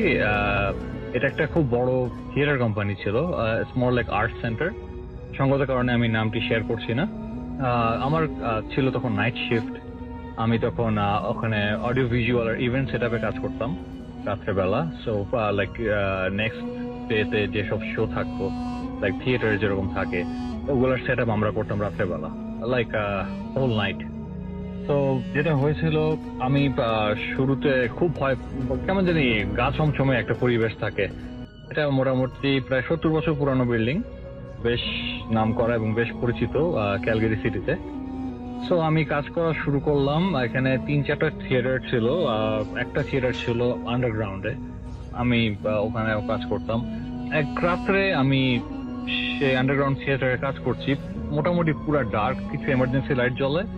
আর আমি যেখানে কাজ করি ওখানে একটা সার্চ লাইটের মতো থাকে, যেতে আমি দেখতে পাই যেগুলো আমি সেট আপ করছি, লাইক ইটস ভেরি ডিম। সো আমি প্রজেক্টটা সেট আপ করছিলাম এবং আমার মোটামুটি অস্বস্তি লাগছিল। আমি কখনো নাইট শিফটে কাজ করিনি কখনো, তার উপরে এটা বেশ পুরানো একটা বিল্ডিং এবং I am new here. So বুঝতে পারছেন কেমন লাগতে পারে। কোনো মানুষ নাই পুরা বিল্ডিং এ, আমি আর আমার কলিগ ডেস্কে ছিল। তো আমি নিচে সেট আপ দিচ্ছিলাম, আমরা ওয়াকি টকিতে কমিউনিকেট করতাম, আর সেলফোন ফর এমার্জেন্সি। এনিওয়ে, আমি আমার মতো সেট আপ করে যাচ্ছি। হঠাৎ করে আমার কেমন জানি মনে হলো যে আমার সাথে কেউ একজন আছে এই বিশাল হল রুমে। আমি মানে হলরুম যখন বড় হয় তখন আওয়াজ অনেক ছোটখাটো আওয়াজ অনেক কানে লাগে, মানে খুব নর্মাল যে কেউ যদি আপনি হেঁটে যায়, এবং তখন রাত প্রায় 1:45 বাজে, 1:45 কিংবা 2টা বাজে। সো বেশ ক্লিয়ার সবকিছু, কারণ আমি একাই ওই রুমে কাজ করছি। খুটখাট যা সাউন্ড হচ্ছে মেশিনারিজ এর, ওটা আমিই করছি। এনিওয়ে, আমি কেমন যেন মনে খসখস করে, মনে করেন খালি পায়ে হাঁটতে যেরকম একটা আওয়াজ হয়, ওরকম একটা আওয়াজে মনে করেন পা টিপে টিপে কে জানি আস্তে আস্তে হেঁটে চলে গেল, কিংবা এরকম কিছু একটা ফিল করলাম। আমার অসম্ভব অস্বস্তি লাগা শুরু করলো। ভয় বলবো না ঠিক, মানে আমার কেমন জানি লাগছে। মানে আমি যেহেতু একদম নতুন এবং জায়গাটা অন্ধকার, আর আমি কখনো এভাবে একা কাজ করিনি রাত্রেবেলা। সো আমি একবার ফিরে তাকালাম পিছনে, নাথিং, এভরিথিং ইজ ফাইন। এবং তারপরে আমি আবার কাজে মনোযোগ দিলাম। আমি একটা প্রজেক্টও সেট আপ করছিলাম। হঠাৎ করে মনে হলো যে খুব দুপ করে কে জানি দৌড়ে করিডোর দিয়ে চলে গেল, মানে আমার গায়ে কাটা দিয়ে উঠলো। আমি তখন সাথে সাথে ওয়াকি টকিতে আমার কলিগকে জানালাম যে কেউ কি আমাদের বিল্ডিং এ আছে। আমি তো ঠিক জানি না, কারণ মাঝে মধ্যে আর্টিস্টরা থাকে, অনেক রাত পর্যন্ত কাজ করে, অনেক রিহার্সাল করে। সো আমার কলিগ বললো no, it's only us, because আমাদের বিল্ডিং ও লক হয়ে গেছে, সিকিউরিটি গার্ড সব ডোর চেক করে এসছে, তো ওরা চলে গেছে। সো আই ডোন্ট থিঙ্ক কেউ আছে। আমি বললাম যে আমার কেমন যেন মনে হচ্ছে যে somebody is walking around, like আমি ফিল করছি। তো এনিওয়ে, আমি খুব অস্বস্তি লাগছিল। সো আমি চিন্তা করলাম একটা ব্রেক নেই, এবং সাথে সাথে আমি ডেস্কে চলে গেলাম আমার কলিগের কাছে, এবং আমি মোটামুটি চেক করে দেখতে আসলাম। বাট নাথিং এনিওয়ার, যেমন ছিল তেমনই সবকিছু, কোন রকম আলামত নাই কারোর থাকার কিংবা কারোর হাঁটাচলা করার। এনিওয়ে, আমি আমার কলিগকে ডেস্কে যে জিজ্ঞেস করলাম, আমি বললাম যে আমি তো নতুন এখানে, বিল্ডিংটা কেমন জানি গা ছমছমে পরিবেশ।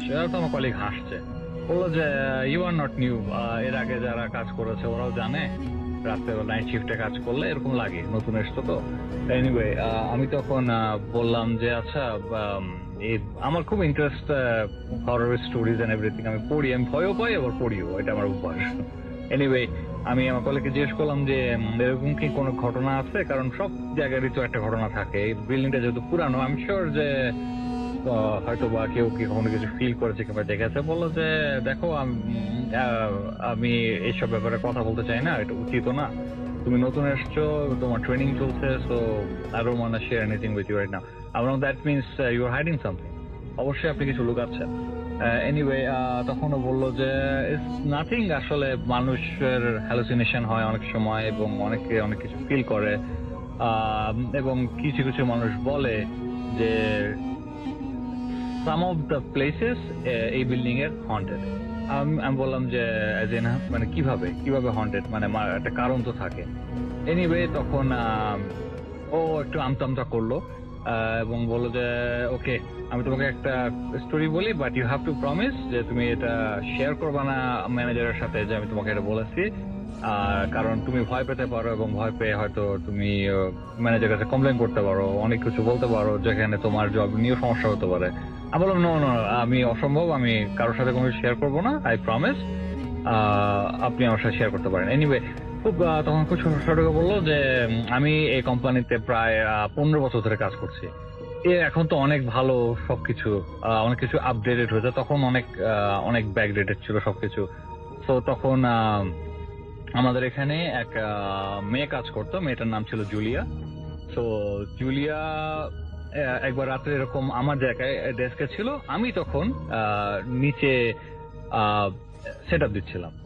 এনিওয়ে তখন জুলিয়া তখন আমাদের ওয়াকি টকি তখন প্রথম এসছে, আমরা অতটা ইউজ টু না, সো আমরা তখনও মোটামুটি বুঝতাম না আর কি, কিছু কোড থাকে ওয়াকি টকের। এনিওয়ে জুলিয়া দেখলাম যে বারবার আমার সাথে আমাকে ওয়াকি টকিতে কমিউনিকেট করছে। আমি তখন বললাম যে কিছু সমস্যা, বললো যে জুলিয়া কেমন জানি খুব মানে টেন্স হয়ে বললো যে আমার মনে হয় যে কেউ একজন বিল্ডিং এ থেকে গেছে এবং আমার দেখে মনে হচ্ছে এটা একটা বাচ্চা মেয়ে কিংবা কিছু একটা আমি দেখতে পাচ্ছি, দেখে মনে হচ্ছে অনেক কনফিউজড, কিছু একটা খুঁজছে, আমি ক্যামেরায় দেখছি। তখন বললো okay, this is very emergency, like তুমি তাড়াতাড়ি ওকে, যেহেতু বিল্ডিং এর দুইজন সেহেতু জুলিয়াও ডেস্ক ছেড়ে যেতে পারছে না, আর যিনি আমাকে সাথে গল্পটি শেয়ার করছেন উনিও মানে কোনো রেসপন্স করতে পারছে না। সো তখন বললো যে ওকে আমি এক্ষুনি আসছি। এনিওয়ে তখন সে চলে গেল দৌড়ে জুলিয়ার কাছে এবং বলল যে সমস্যা কি, বললো যে ক্যামেরায় দেখো এরকম একটা বাচ্চা মেয়ে মনে হচ্ছে হারিয়ে গেছে টাইপের কিছু একটা খুঁজছে। তখন সাথে সাথে সে দেখলো ক্যামেরাতে, দেখছে যে একটা ছোট মেয়ে একবার ডানে তাকাচ্ছে একবার বামে তাকাচ্ছে এবং মোটামুটি অন্ধকার লবির ভিতরে ব্যালকনির পাশ দিয়ে পা টিপে যাচ্ছে। এনিওয়ে তখন বললো যে ওকে এক্ষুনি আমি যাচ্ছি দেখতে। তখন সাথে সাথে সে দৌড়ে গেল চেক করতে এবং লবির মধ্যে ঢুকলো, সব লাইট জ্বালিয়ে দিল এবং ওখানে গিয়ে দেখলো নোবডি। ও অনেক চিল্লাচিল্লি করে ডাকলো যে we are here for help, আমার কাছে আসো, are you looking for your parents, তুমি কি হারিয়ে গেছো, তোমার আব্বা আম্মুকে তোমার রেখে চলে গেছো ভুল করে, এখন তো অনেক রাত, কি করছো, কোথায়, সামনে আসো। But no response at all, কোনো রেসপন্স নাই, কেউ নাই কোনো লবিতে। এবং সাথে সাথে সে জুলিয়াকে ওয়াকি টকিতে বললো যে ক্যান ইউ সি হার, বললাম হ্যাঁ আমি দেখতে পাচ্ছি, আমি বুঝতে পারছি না, বাট সামহাউ ও লবি থেকে বের হয়েছে, বাট এটা সম্ভবই না, লবির ডোর তো লকড। আমি ওকে এখন দেখতে পাচ্ছি ও নর্থের দিকে যাচ্ছে, সেটা হলো একটা ফায়ার এক্সিটের ডোর দিয়ে নেমে সোজা রাস্তার মধ্যে চলে যাবে। বাট ফায়ার এক্সিটটা যখন যদি খুলে তাহলে একটা সিগন্যাল তো দিবে, বাট মনে হলো যেন যে মেয়েটা ফায়ার এক্সিট দিয়ে ডোর দিয়ে কেমন করে জানি নাই হয়ে গেল। তো সাথে সাথে জুলিয়া বললো যে আই ডোন্ট নো, ও জাস্ট ডিসঅ্যাপিয়ার হয়ে গেল, আমি আর খুঁজে পাচ্ছি না ক্যামেরাতে, বাট প্লিজ গো চেক। তখন সাথে সাথে যিনি আমার সাথে স্টোরি শেয়ার করছেন উনি দৌড়ে সেই ফায়ার এক্সিট ডোর দিয়ে গেল এবং যখনই ও ডোর খুললো জুলিয়া দেখলো যে একটা সিগন্যাল দেয় যে ওই ডোর ওপেন হয়েছে এবং আর নিচে গিয়ে দেখে nobody, there is nobody at all, সিঁড়ির নিচে কেউ নাই এবং সে খুব ভয় পেয়ে গেল এবং সাথে সাথে ডেস্কে রিটার্ন করলো এবং জুলিয়াকে বললো can you rewind the footage ক্যামেরাতে। সাথে সাথে জুলিয়া ক্যামেরার ফুটেজ আপনার রিওয়াইন্ড করে চেক করে দেখলো নোবডি, নাথিং। ওরা কি ভুল দেখছে, দুজন কিভাবে একসাথে ভুল দেখতে পারে, এবং দুজনের তাকিয়ে থাকলো এবং বললো যে এটা কিভাবে ম্যানেজারকে জানে, এটা লজ্জাজনক ব্যাপার, বাট জিনিসটা খুবই অ্যালার্ট অ্যান্ড আমি চিন্তাও করতে পারিনি যে এরকম বিল্ডিং এ আমাদের সাথে এরকম একটা এক্সপিরিয়েন্স হতে পারে। এনিওয়ে ও আর এর বেশি কিছু বললো না। আমি তখন জিজ্ঞেস করলাম যে ক্যামেরাতে দেখা গেল রিওয়াইন্ড করলা, কোনো ফুটেজ নাই, দিস ইজ ভেরি উইয়ার্ড। বললো যে ডোন্ট ওয়ারি অ্যাবাউট ইট, এটা নিয়ে অনেক অনেক কথা চলেছে, অনেক কিছু হয়েছে ম্যানেজমেন্টের সাথে, আমরা কোনো কিছু বলতে পারিনি এবং খুবই আমাদের এম্বারাস ফিল করেছি আমরা, এবং সবাই হাসাহাসি করেছে পর্যন্ত করেছে, বাট বিশ্বাস করো কোনো মেড আপ স্টোরি না, এবং আমি এটার কোনো সোর্সও জানি না, আমি জানি না আমি কি রেখেছি। এনিওয়ে, থ্যাংক ইউ রাসেল ভাই ফর ইয়ার টাইম, এবং এটা ছিল আমার স্টোরি। হ্যালো রাসেল ভাই, আসসালামু আলাইকুম। আমি আমির হামজা কাতার থেকে বলছি, আর বাংলাদেশে আমার বাসা হচ্ছে ঢাকা ওয়ারিতে। এখন আমি সরাসরি আপনার ঘটনা চলে যাই। আমি কাতারে আসছি 2014 ডিসেম্বরের 24 তারিখ। আসার পর প্রায় 3 মাস পর্যন্ত এখানকার সিচুয়েশন বুঝতে আমার 3 মাস সময় লাগছে। তারপর কাজ কোন দিকে করা যায়, কি আসে বিষয়, এগুলো নিয়ে আমি আগে থেকে আপনাকে বলে রাখি রাসেল ভাই, ব্যাপারটা হচ্ছে যে এখানে আমি প্রায় 3টা টেকনিক্যাল কাজ করি। একটা হচ্ছে ইলেকট্রিক, আমি প্রফেশনালি ইলেকট্রিশিয়ান, পাইপ ফিটার এবং একজন প্লাম্বার, আমি এই কাজগুলো করি। তো দেখা গেছে যে বিভিন্ন জায়গায় যখন কাজগুলো কন্ট্রাক্টে নেই, তখন আমার ওইখানে যেতে হয়, ওইখানে থাকতে হয়, কাজ শেষ করে তারপর ওইখান থেকে আবার যেখানে আমার বাসা সেখানে আসতে পারি। আমার প্রবলেম, আমি স্পেসিফিকলি কাতার দোহাতে থাকি, আর যখন কাজ কন্ট্রাক্টে নেই তখন এদিক সেদিক যাওয়া পড়ে। তো যাই হোক, আমি লাস্ট মান্থে আগস্টে একটা দোকানে কাজ নেই, সেটা হচ্ছে যে পাইপের কাজ, আপনার পাইপ ফিটিং করতে হবে। ইলেকট্রিকের জিআই পাইপের কাজ ছিল এখানে, আর প্লাম্বারের কাজ ছিল। তো এই কাজগুলো আমি কন্ট্রাক্টে নেই। এখানে রুম রেন্ট নেওয়াটা খুবই দরকার আমার। তো এদিক সেদিক দেখে একটা চিপ রেটের মধ্যে আমি একটা রুম পাই, তো খুব খুশি ওই রুমটা পেয়ে। চিন্তা করলাম যে এত চিপের মধ্যে একটা রুম পেলাম, ভাবতেই অবাক লাগতেছে। দেখ, আল্লাহ বলছে, আল্লাহ মিলাইছে, ঢুকে যাই। তো আমার সাথে আরো 4 জন আছে, আমরা মোটমাট 5 জন থাকি। যখন কাজটা শুরু করলাম দোকানের ওই রুমটা থেকে, আমি আগস্টের 3 তারিখে ওখানে শিফট হই। ঘটনাটা স্টার্ট হবে 4 তারিখ থেকে। 3 তারিখ রাতে শিফট হওয়ার পর রান্না বান্না করে খাওয়া দাওয়া করে যখন ঘুমালাম, 4 তারিখ সকালে ঘুমে থেকে উঠলাম। উঠে দেখি স্পেসিফিকলি তখন টাইম হবে 5:30, ভোর 5:30। আমরা ঘুমানোর সময় দেখা গেছে বাসায় কথা বলতেছি, তখন ইয়ারফোনটা ইউজ করি, অথবা গান শুনতে শুনতে ঘুমাইছি, ইয়ারফোনটা ইউজ করাই পড়ে। তাই ইয়ারফোনটা কানে দিয়ে ঘুমাই গেছিলাম। ওই দিন আপনার শো শুনে ঘুমাইতেছিলাম আমি, ডাউনলোড করা ফাইল। তো ঘুম থেকে উঠে দেখি ভাইয়া যে আশ্চর্যকর একটা ব্যাপার, যে আমার গলায় আমার ইয়ারফোনটা পুরোটা পেঁচায় আছে, শকড। আমি জাস্ট একদম শকড হয়ে গেছি যে কিভাবে হইলো। কারণ আমার বাজে অভ্যাস নাই ভাইয়া যে ঘুমের মধ্যে খুব লড়াচড়া করি, এমনটা না। আমি যেভাবে ঘুমাই ঠিক সেভাবেই ঘুম থেকে উঠি। তো ওই দিন এই জিনিসটা মাথার মধ্যে এত না নিয়ে আমি পরের দিনের জন্য মানে কাজের জন্য চলে গেলাম। তো কাজের ফাঁকে ঝাঁকে এই কথাটা ভুলেই গেছি এক কথায়। যখন আবার রাতে আসলাম কাজ শেষ করে, রান্না বান্না করলাম, বাসায় কথা বললাম ইয়ারফোনটা দিয়েই, যে ইয়ারফোনটা আমার গলায় পেঁচিয়েছিল সেই ইয়ারফোনটা দিয়েই আমি আবার বাসায় কথা বললাম, আপনার শো শুনলাম, তারপরে খাওয়া দাওয়া করলাম, তারপরে আবার ঘুমাইতে গেছি। যখন গান শুনতে শুনতে ঘুমাই গেছি ওই ইয়ারফোন দিয়ে। সেকেন্ড ডে 5 তারিখের ঘটনা, একই অবস্থা, সেম। সকাল 5:30, ভোর 5:30 দিকে যখন আমি ঘুম থেকে উঠি, আমার গলায় সেই ইয়ারফোনটা পেঁচে আছে।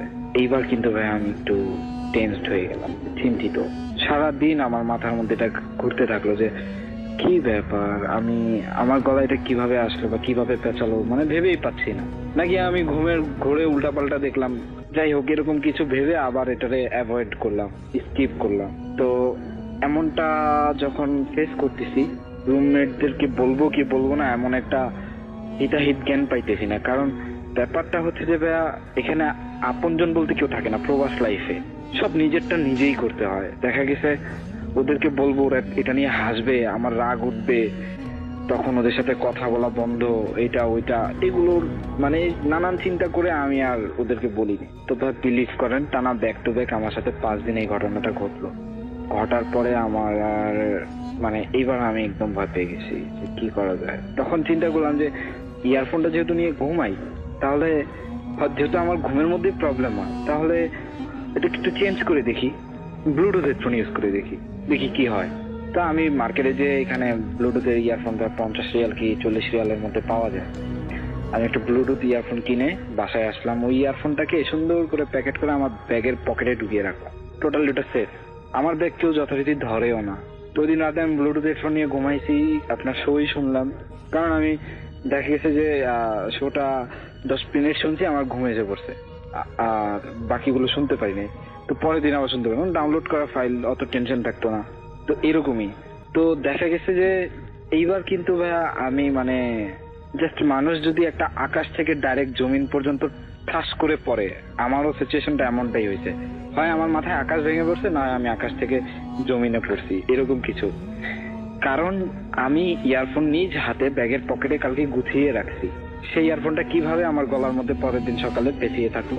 সেম সিচুয়েশন, সেম ঘটনা আবার ঘটলো। এইবার আমি ভয় পেয়ে গেছি, কি হয়। তো রুমের সবাইকে বললাম, দেখো এমন একটা ব্যাপার।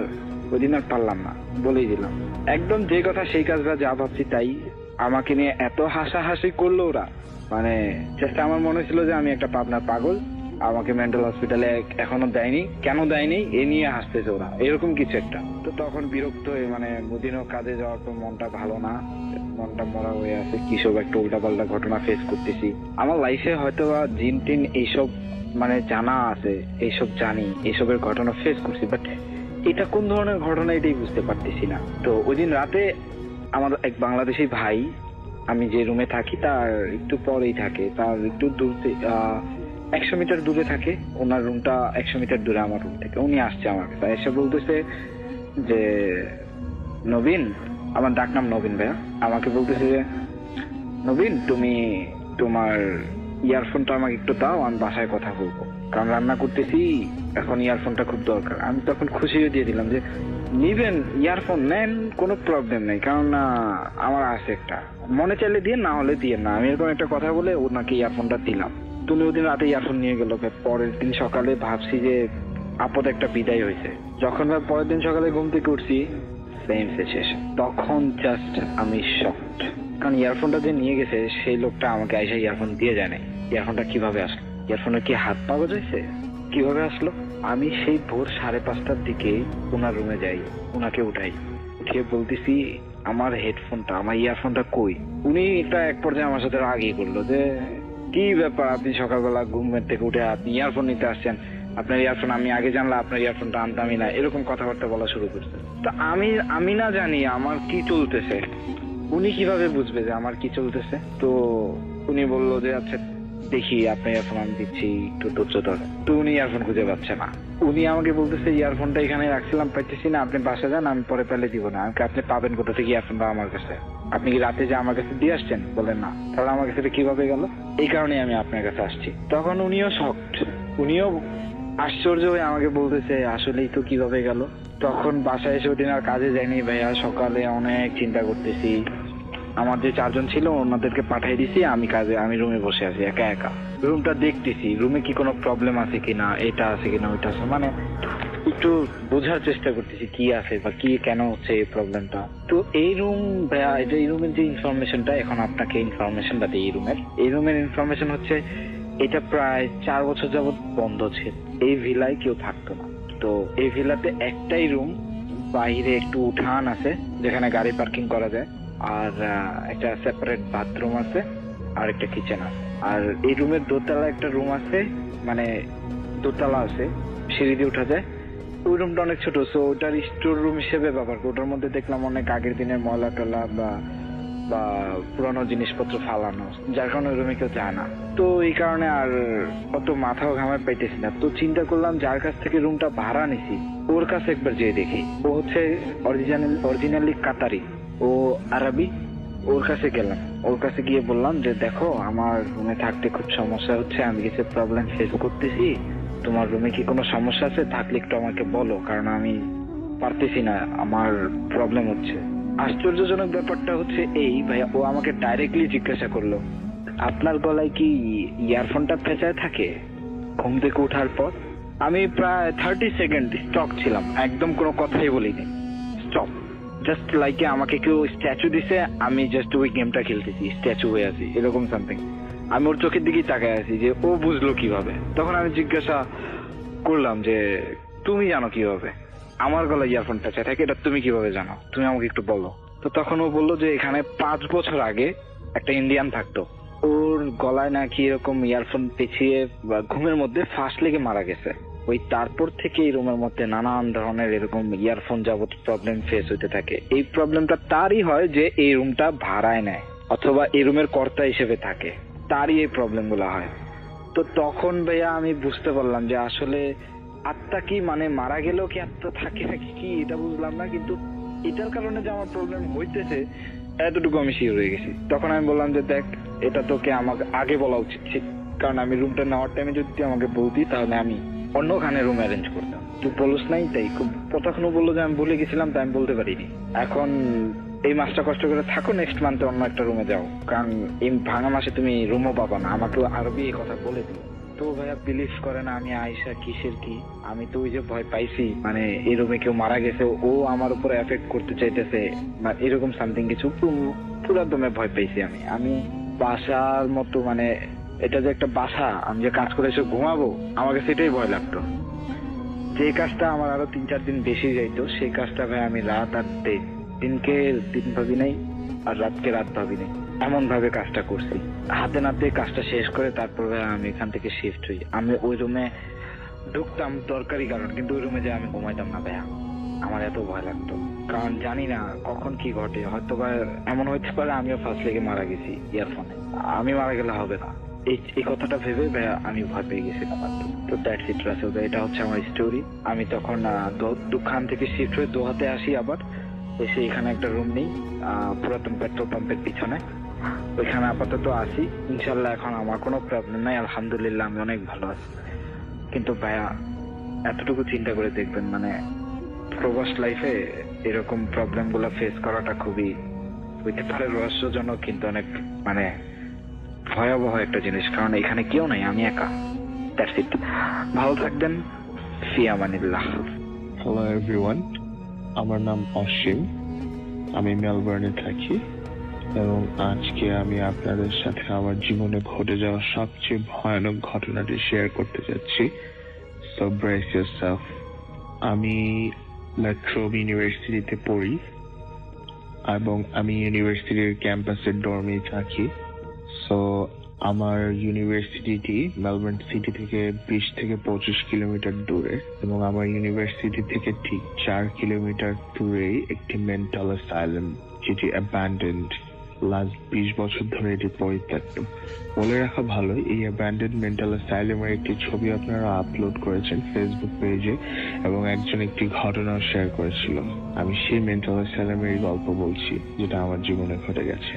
সো মেন্টাল অ্যাসাইলামটির নাম লন্ডেল মেন্টাল অ্যাসাইলাম, যেটি ভিক্টোরিয়া স্টেটের সবচেয়ে হন্টেড প্লেস বলে ধারণা করা হয় এবং অনেকেই বলে থাকে যে এটি পুরো অস্ট্রেলিয়ার সবচেয়ে হন্টেড প্লেস। সো এখানে অনেক ধরনের অনেক হন্টেড গল্প আছে, তার মধ্যে সবচেয়ে পপুলার গল্পটি হচ্ছে ওখানে ইউনিট 2 এর 3rd ফ্লোরে একটি 8 বছরের একটি মেয়ে মারা যায় এবং যার আত্মাটি ওখানে ট্র্যাপড হয়ে থাকে এবং ওই অনেকেই অনেক ধরনের ভিডিওতে অনেক কিছু রেকর্ড করেছে, অনেক ধরনের অনেক সাউন্ড শুনতে পেয়েছে, ম্যাজিক বক্সের সাউন্ড। ইউটিউবে অনেক ধরনের ভিডিও আছে, আপনারা দেখতে পারেন। সো যাই হোক, ফিরে আসে আমার গল্পে। সো দিনটি ছিল ফ্রাইডে। তো আমি এবং আমার 4 জন ফ্রেন্ড, স্টিভেন, জ্যাকসন, এমা এবং জর্জিয়া। এমা এবং জর্জিয়া হচ্ছে 2 জন মেয়ে। সো আমরা 5 জন মিলে গল্প করছিলাম। সো আমাদের ইউনিভার্সিটির একটি মেয়েও সুইসাইড করে এই মেন্টাল অ্যাসাইলাম রিলেটেড। তো যাই হোক, আমরা এই নিয়ে গল্প করছিলাম। তো এর মধ্যে স্টিভেন বলছে যে চলো আমরা মেন্টাল অ্যাসাইলামে যাই।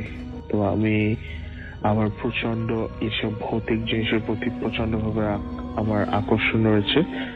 আমি লোভ সামলাতে পারলাম না, আমি বললাম যে alright, let's go, let's do this. তো আমি আর স্টিভেন রাজি যে আমরা যাবোই আজকে রাত্রে 12টার দিকে। বাট জ্যাকসন ভয় পাচ্ছিল, তো ব্যাক অফ করতে যাচ্ছিল, বাট আমরা অনেক কষ্ট করে ওকে কনভিন্স করলাম। বাট এমা এবং জর্জিয়ারও কোনোভাবে রাজি হচ্ছিল না। আমি ওদেরকে বললাম যে তোমরা আমার গাড়িতে থাকবে, আমি স্টিভেন আর জ্যাকসন যাব, আর আমরা ঠিক 1 ঘন্টার মধ্যে চলে আসব। আমরা যদি 1 ঘন্টার 5 মিনিট দেরি করি তাহলে তোমরা সাথে সাথে পুলিশ কল করবে। ওরা বললো আচ্ছা ঠিক আছে। যে প্ল্যান সেই মোতাবেক কাজ। আমরা সবাই যার যার রুম থেকে প্রয়োজনীয় জিনিসপত্র নিয়ে গেলাম। আমি একটি ক্যামেরা নিলাম, লাঠি নিলাম এবং স্টিভেন একটি টর্চ নিল। সো আমরা ঠিক 11:30 দিকে রওনা দিলাম। সো আমি ঠিক গাড়িটি মেন্টাল অ্যাসাইলামের পিছন দিকে পার্ক করলাম যাতে কেউ না দেখতে পারে, এবং পিছনে পার্ক করার পরে আমরা চারপাশে একটা ব্যারিকেড দেয়া এবং ওখানে বিভিন্ন ধরনের সাইনবোর্ড দেয়া যে this place is haunted, danger, do not enter this premises, this is under the government. তো আমরা এসবের কোনো তোয়াক্কা না করে আমরা সোজা ঢুকে গেলাম। আমরা ব্যারিকেড টপকিয়ে পিছনে হাঁটছিলাম ফার্স্ট বিল্ডিং, তারপরে আমরা অনুমান করলাম যেটা ইউনিট 2, আমরা সেকেন্ড বিল্ডিং এ ঢুকলাম এবং নিচে আমি ফার্স্ট ফ্লোরটা আপনার নিচ তলাটা বর্ণনা দিচ্ছি যে পুরনো অনেক চেয়ার টেবিল, বোঝা যাচ্ছিল যে এককালে এখানে অফিস ছিল কোনো ধরনের, এবং হুইল চেয়ার, এবং সবচেয়ে ক্রিপি ভয়ানক যে জিনিসটা আমার ভয় লেগেছে দেখে সেটা হচ্ছে দেয়ালে বিভিন্ন ধরনের স্প্রে পেন দিয়ে এনশিয়েন্ট আমলের বর্ণমালা দিয়ে বিভিন্ন ধরনের স্পেলস লেখা। আমি এটা দেখে খানিকটা ভয় পেয়ে যাই।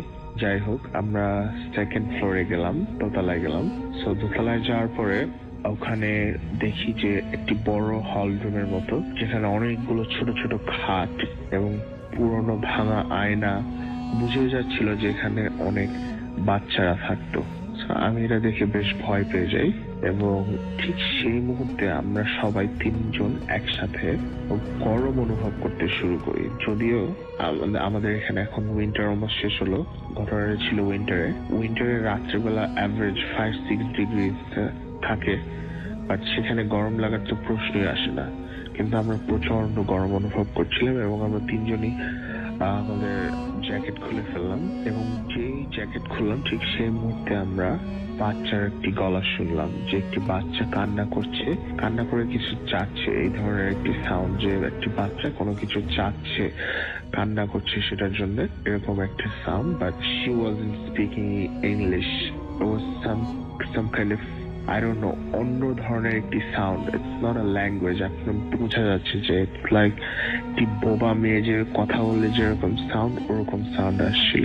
সো আমি এটা শুনে প্রচন্ড ভয় পেয়ে যাই এবং I am like, Steven Jackson, let's go.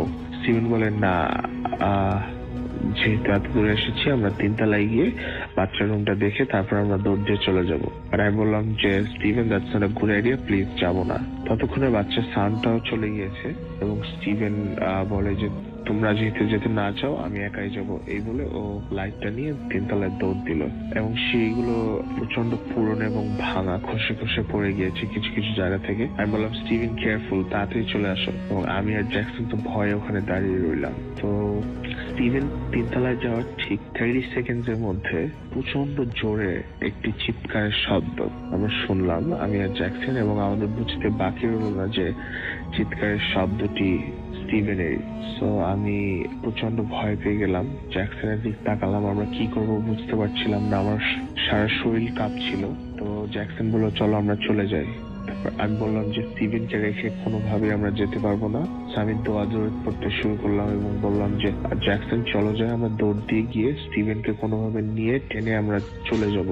জ্যাকসনও রাজি হলো। আমরা টর্চ, আমি আমার মোবাইলের টর্চ, হাতের টর্চ, সব টর্চ জ্বালিয়ে আমরা কোনো মতে 3 তলায় গেলাম যেখান থেকে চিৎকারের সাউন্ড আসছিল, এবং আমরা তো গিয়ে ওখানে হতভাগ, যেখান থেকে চিৎকার আসছিল সেখানে গিয়ে দেখি কেউ নেই, অর্থাৎ স্টিভেন নেই ওখানে। এবং ওই রুমটায় একটি বড় একটি পুতুল, 2 হাত বড় হবে, কিন্তু পুতুলটির মাথা নেই এবং পুতুলটির যে জামা গায়ে সে জামা সম্পূর্ণ রক্তাক্ত। আমি ওটা দেখে আমি আর লড়তে পারছিলাম না। Jackson is like, let's go, let's run. তো জ্যাকসন আমাকে ধাক্কা দিল এবং আমি কোনোভাবে দৌড়ে আমরা বিল্ডিং থেকে বের হয়ে ব্যারিকেড টপকিয়ে আমরা গাড়ির কাছে, এমা এবং জর্জের কাছে চলে আসলাম এবং ওদেরকে সবকিছু খুলে বললাম, এবং আমরা তো উই স্টার্টেড ফ্রিকিং আউট। আমরা কি করব বুঝতে না পারা উই কল দ্য পুলিশ, এবং কিছুক্ষণের মধ্যেই একটি ফায়ার ট্রাক, একটি অ্যাম্বুলেন্স এবং 2-3টে পুলিশের গাড়ি এসে হাজির, এবং ওরা কিছু পুলিশ এবং ফায়ার ব্রিগেড মেন্টাল অ্যাসাইলামের ভিতরে গেল এবং 15-20 মিনিটের মাথায় স্টিভেনকে বের করে আনলো। এবং আমরা যা দেখলাম, আমরা প্রস্তুত ছিলাম না সেটা দেখার জন্য যে স্টিভেনের মুখে ফ্যানা উঠে সারা সম্পূর্ণ মুখ ভরে গেছে এবং ওর হাতে খামচির দাগ। এটা তো দেখে আমরা প্রচন্ড ভয় পেয়ে গেলাম, কান্নাকাটি শুরু করে দিলাম সবাই। এবং আমাদের ওখানে আমাদের ইউনিভার্সিটি হসপিটাল, লেট্রোম হসপিটাল, ওকে ওখানে এমার্জেন্সি সেকশনে নিয়ে যাওয়া হলো এবং আল্লাহর রহমতে ও 2 দিনের মধ্যে ও রিকভার করেছে। তো ওকে আমরা পরে জিজ্ঞাসা করলাম যে তুমি কি দেখেছিলে, বাট ও বলে যে ওর কিছু মনে নেই, হয়তো বা বলতে চাচ্ছে না ও কি দেখেছে বা ওর আসলে মনে নেই, কিন্তু ও আমাদেরকে বলে যে ওর কিছুই মনে নেই। একটি লোকাল নিউজ পেপারের ঘটনাটি আসে। এই ছিল আমার ঘটনা। Thank you everyone. আসসালামু আলাইকুম রাসেল ভাই, আমি আশা করি আপনি অন্যান্য দিনগুলোর মতো আজকেও ভালো আছেন। আমি মহসিন বিল্লাহ, আমি বর্তমানে চায়নাতে পড়ালেখা করছি আর আমার দেশের বাড়ি সিরাজগঞ্জ। আমি এবং আমার রুমমেট দুজনই প্রতিফেমের অনেক বড় ভক্ত, কিন্তু বাংলাদেশ আর চায়নার সময়ের পার্থক্য 2 ঘন্টা হওয়ার কারণে আমরা লাইভ প্রতিফেম শুনতে পারি না, কিন্তু আপনাদের প্রত্যেকটা এপিসোডের ডাউনলোডেড ভার্সন আমাদের কাছে আছে। আমি কথা গুছিয়ে বলতে পারি না, কিন্তু আমি চেষ্টা করব সুন্দরভাবে উপস্থাপন করার জন্য। যদি ঘটনাটি ভালো লাগে তাহলে আপনি প্লিজ শেয়ার করবেন। Thank you. আসসালামু আলাইকুম লিসেনার্স। ঘটনাটি আমার সাথে ঘটে 2016 সালের এই বছরের জানুয়ারির শেষের দিকে। সে সময় চায়নাতে পুরো দমে শীত চলছে, আমাদের উইন্টার ভ্যাকেশনও চলছিল। আমি ওই দিন রাত্রে দ্রুত ঘুমিয়ে গিয়েছিলাম, আর আমার রুমমেটের চাইনিজ ল্যাঙ্গুয়েজ প্রফিসিয়েন্সি টেস্ট থাকার কারণে তাকে রাত জেগে পড়তে হতো।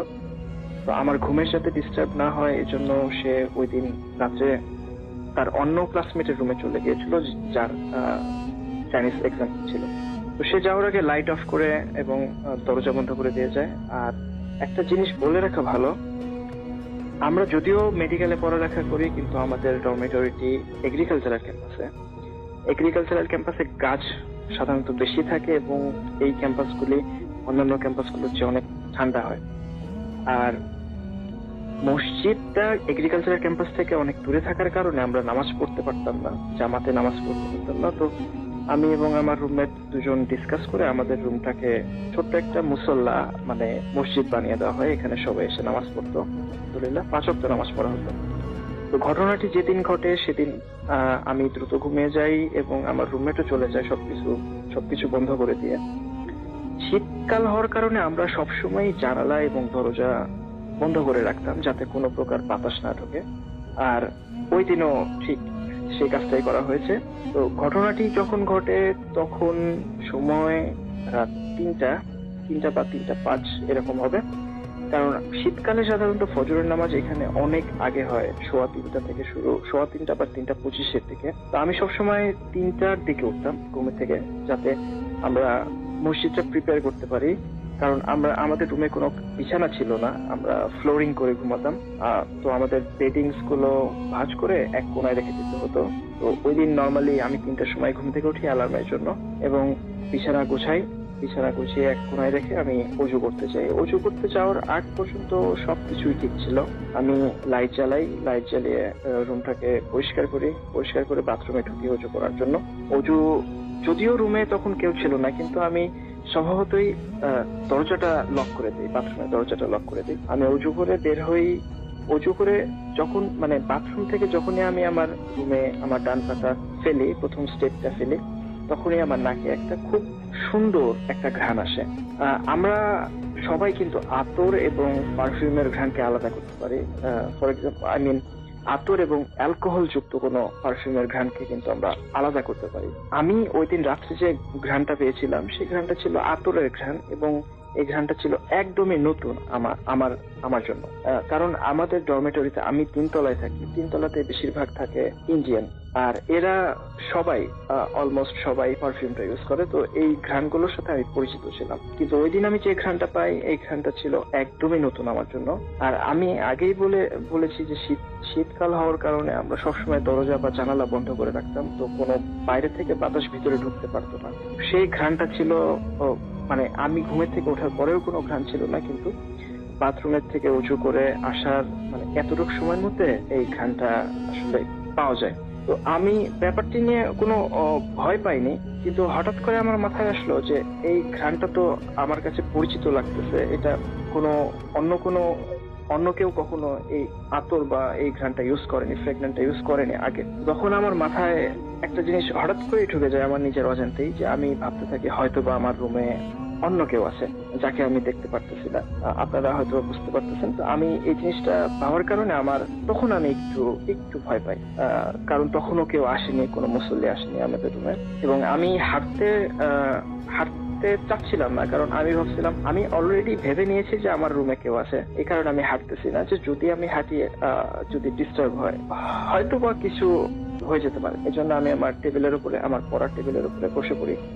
আমি হাঁটাহাঁটি করি না। তার প্রায় 2-3 মিনিট পরে আমাদের রুমে যে নামাজ পড়াতো যে ইমাম, কাশ্মীরের একটা ছেলে, সে আসে। আমি দরজা খুলে দেওয়ার সাথে সাথে সে বলে যে ওয়াও, অনেক সুন্দর ঘ্রান্ত। তো আমি জাস্ট হেসে দিয়ে বলি যে চলো আমরা সুন্নত পড়ি। আমি তার সাথে কোনো কিছু শেয়ার করিনি ওই দিন। এরপরে এটা নিয়ে আর কাউকে কোনো কিছু বলাও হয়নি। আজকে আমি সর্বপ্রথম এই জিনিসটা শেয়ার করতেছি।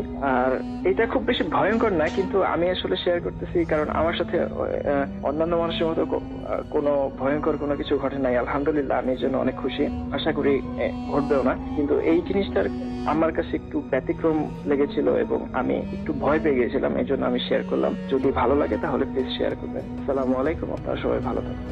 আমরা চলে যাব আমাদের পরবর্তী অতিথির কাছে তার ঘটনা শোনার জন্য। আপনার নামটা একটু বলবেন, তারপর আপনার ঘটনায় যাব আমরা। জি ভাই, আসসালামু আলাইকুম। আমার নাম সাব্বির, আমি হাজারবাগ থেকে আসছি। জি। তো আমি মেনলি ঘটনা বলবো হচ্ছে ঈদের দ্বিতীয় দিনের ঘটনা। তা আমাদের যাওয়ার কথা ছিল হচ্ছে মুন্সিগঞ্জ, ফয়সাল বাড়ি ওখানে। তো ওরা চলে যাচ্ছে ঈদের 2 দিন আগে। তো ওর মা দাওয়াত দিয়ে যায় যে আমাদের বাড়ি যেতে হবে।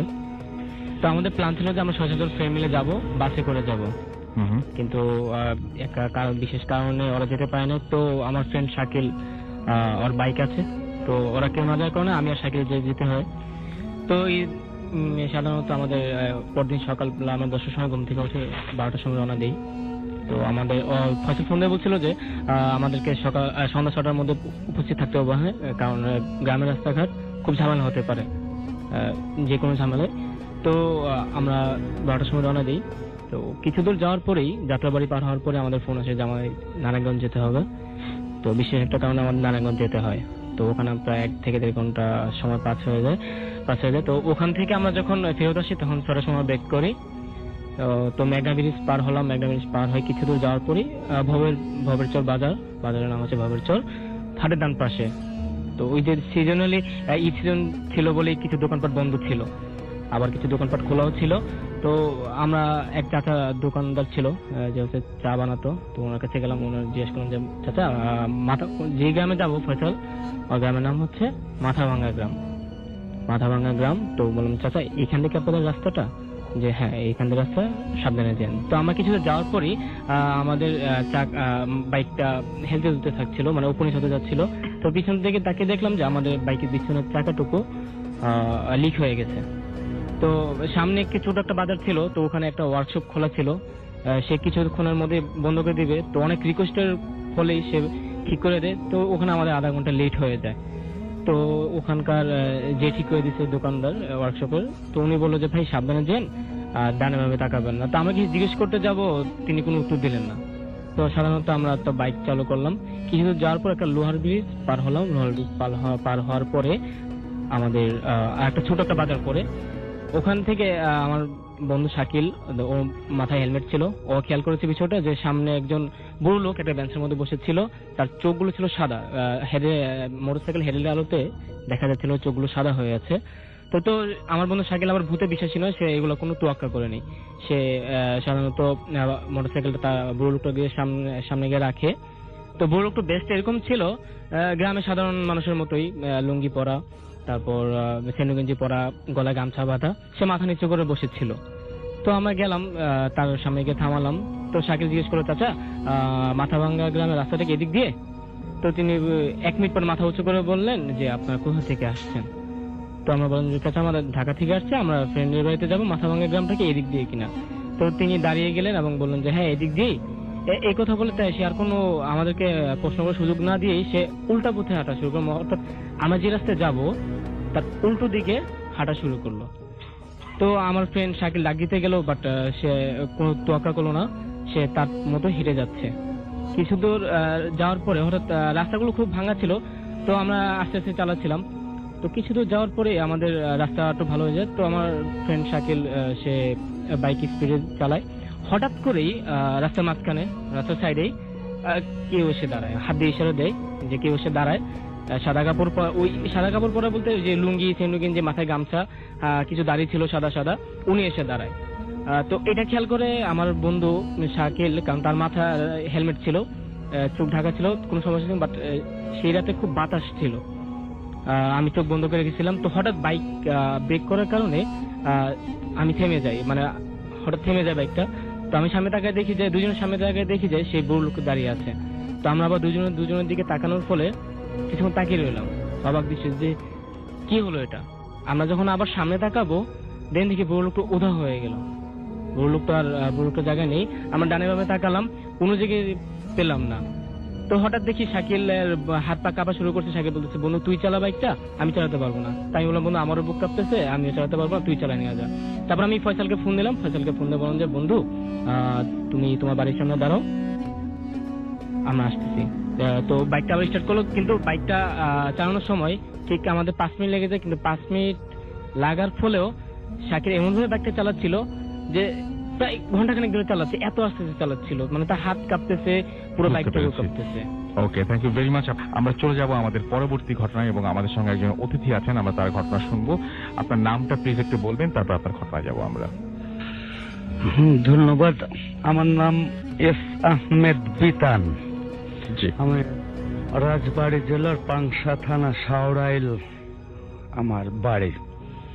তা আমি যে কাহিনীটা বলবো সেটা একেবারে আমার জীবনের সত্যিকারের কাহিনী, এবং যাদের বয়স 50-এর উপরে আছে তারা সবাই এই কাহিনীর ব্যাপারটা জানে। আর 50-এর নিচে যারা আছেন তারা হয়তো কেউ ট্রাস্ট করবেন না, কেউ করবেন, সেটা তাদের ব্যাপার। কিন্তু যেটা আজকে আমি বলবো সেটা একটা সত্যিকার মহামারীর কাহিনী। আচ্ছা, আমি তার আগে একটু বলে দিই সবাইকে, সেটা হচ্ছে যে আমরা জানি যে এখন চিকিৎসা বিজ্ঞান অনেক উন্নত, এবং তারপরেও এক সময় এই ধরনের বিশ্বাসগুলো ছিল, এবং যাদের এই বিশ্বাস রয়েছে তাদের কাছ থেকে আপনি এই বিশ্বাস কোনোদিন ফিরিয়ে নিতে পারবেন না। সুতরাং আপনি বিশ্বাস আর অবিশ্বাস যাই করেন না কেন, ঘটনাটা শুনবেন এটা আশা করব। তো আমরা চলে যাই ঘটনায়।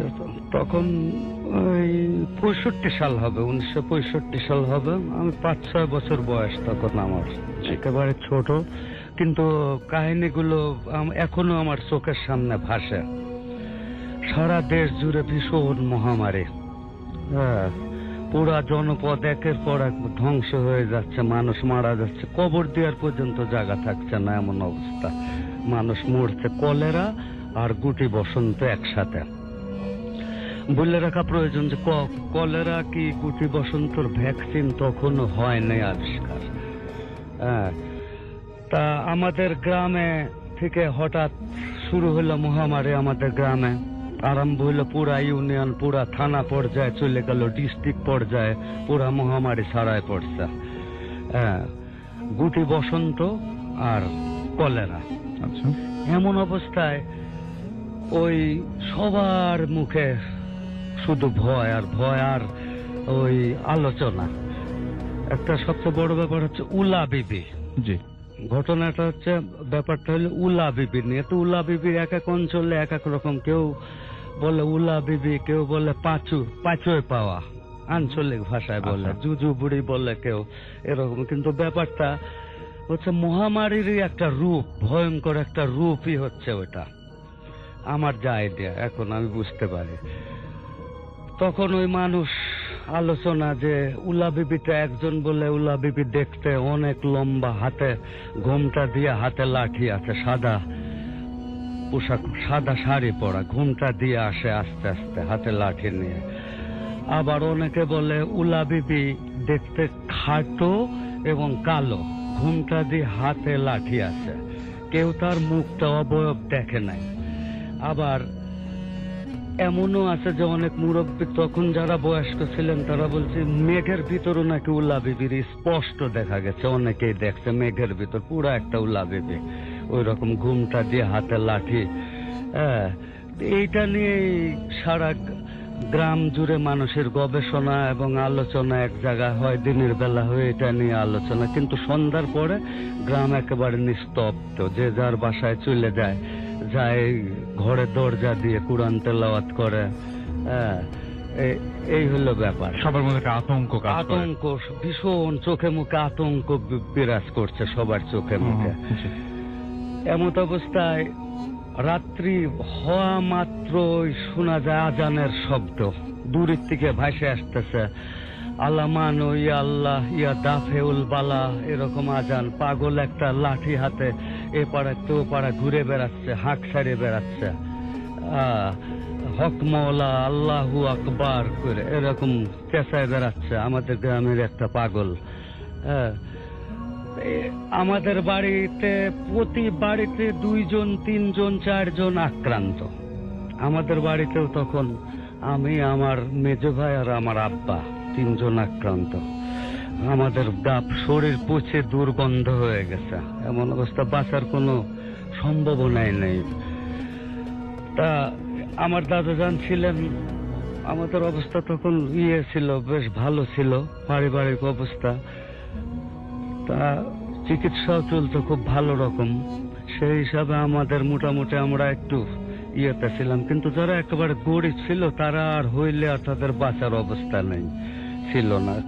কেউ কানা হয়ে যেত, কেউ মানে মুখে দাগ গর্ত বিভিন্ন এখনো আছে আমাদের ওই জায়গা, সব ওই যাদের হয়েছিল এখনো তাদের বান্না আছে। একজনের নাম, সে ভিক্ষা করে বেড়ায়, 2 চোখ কানা। জজমিয়া আছে ওই রকম কানা।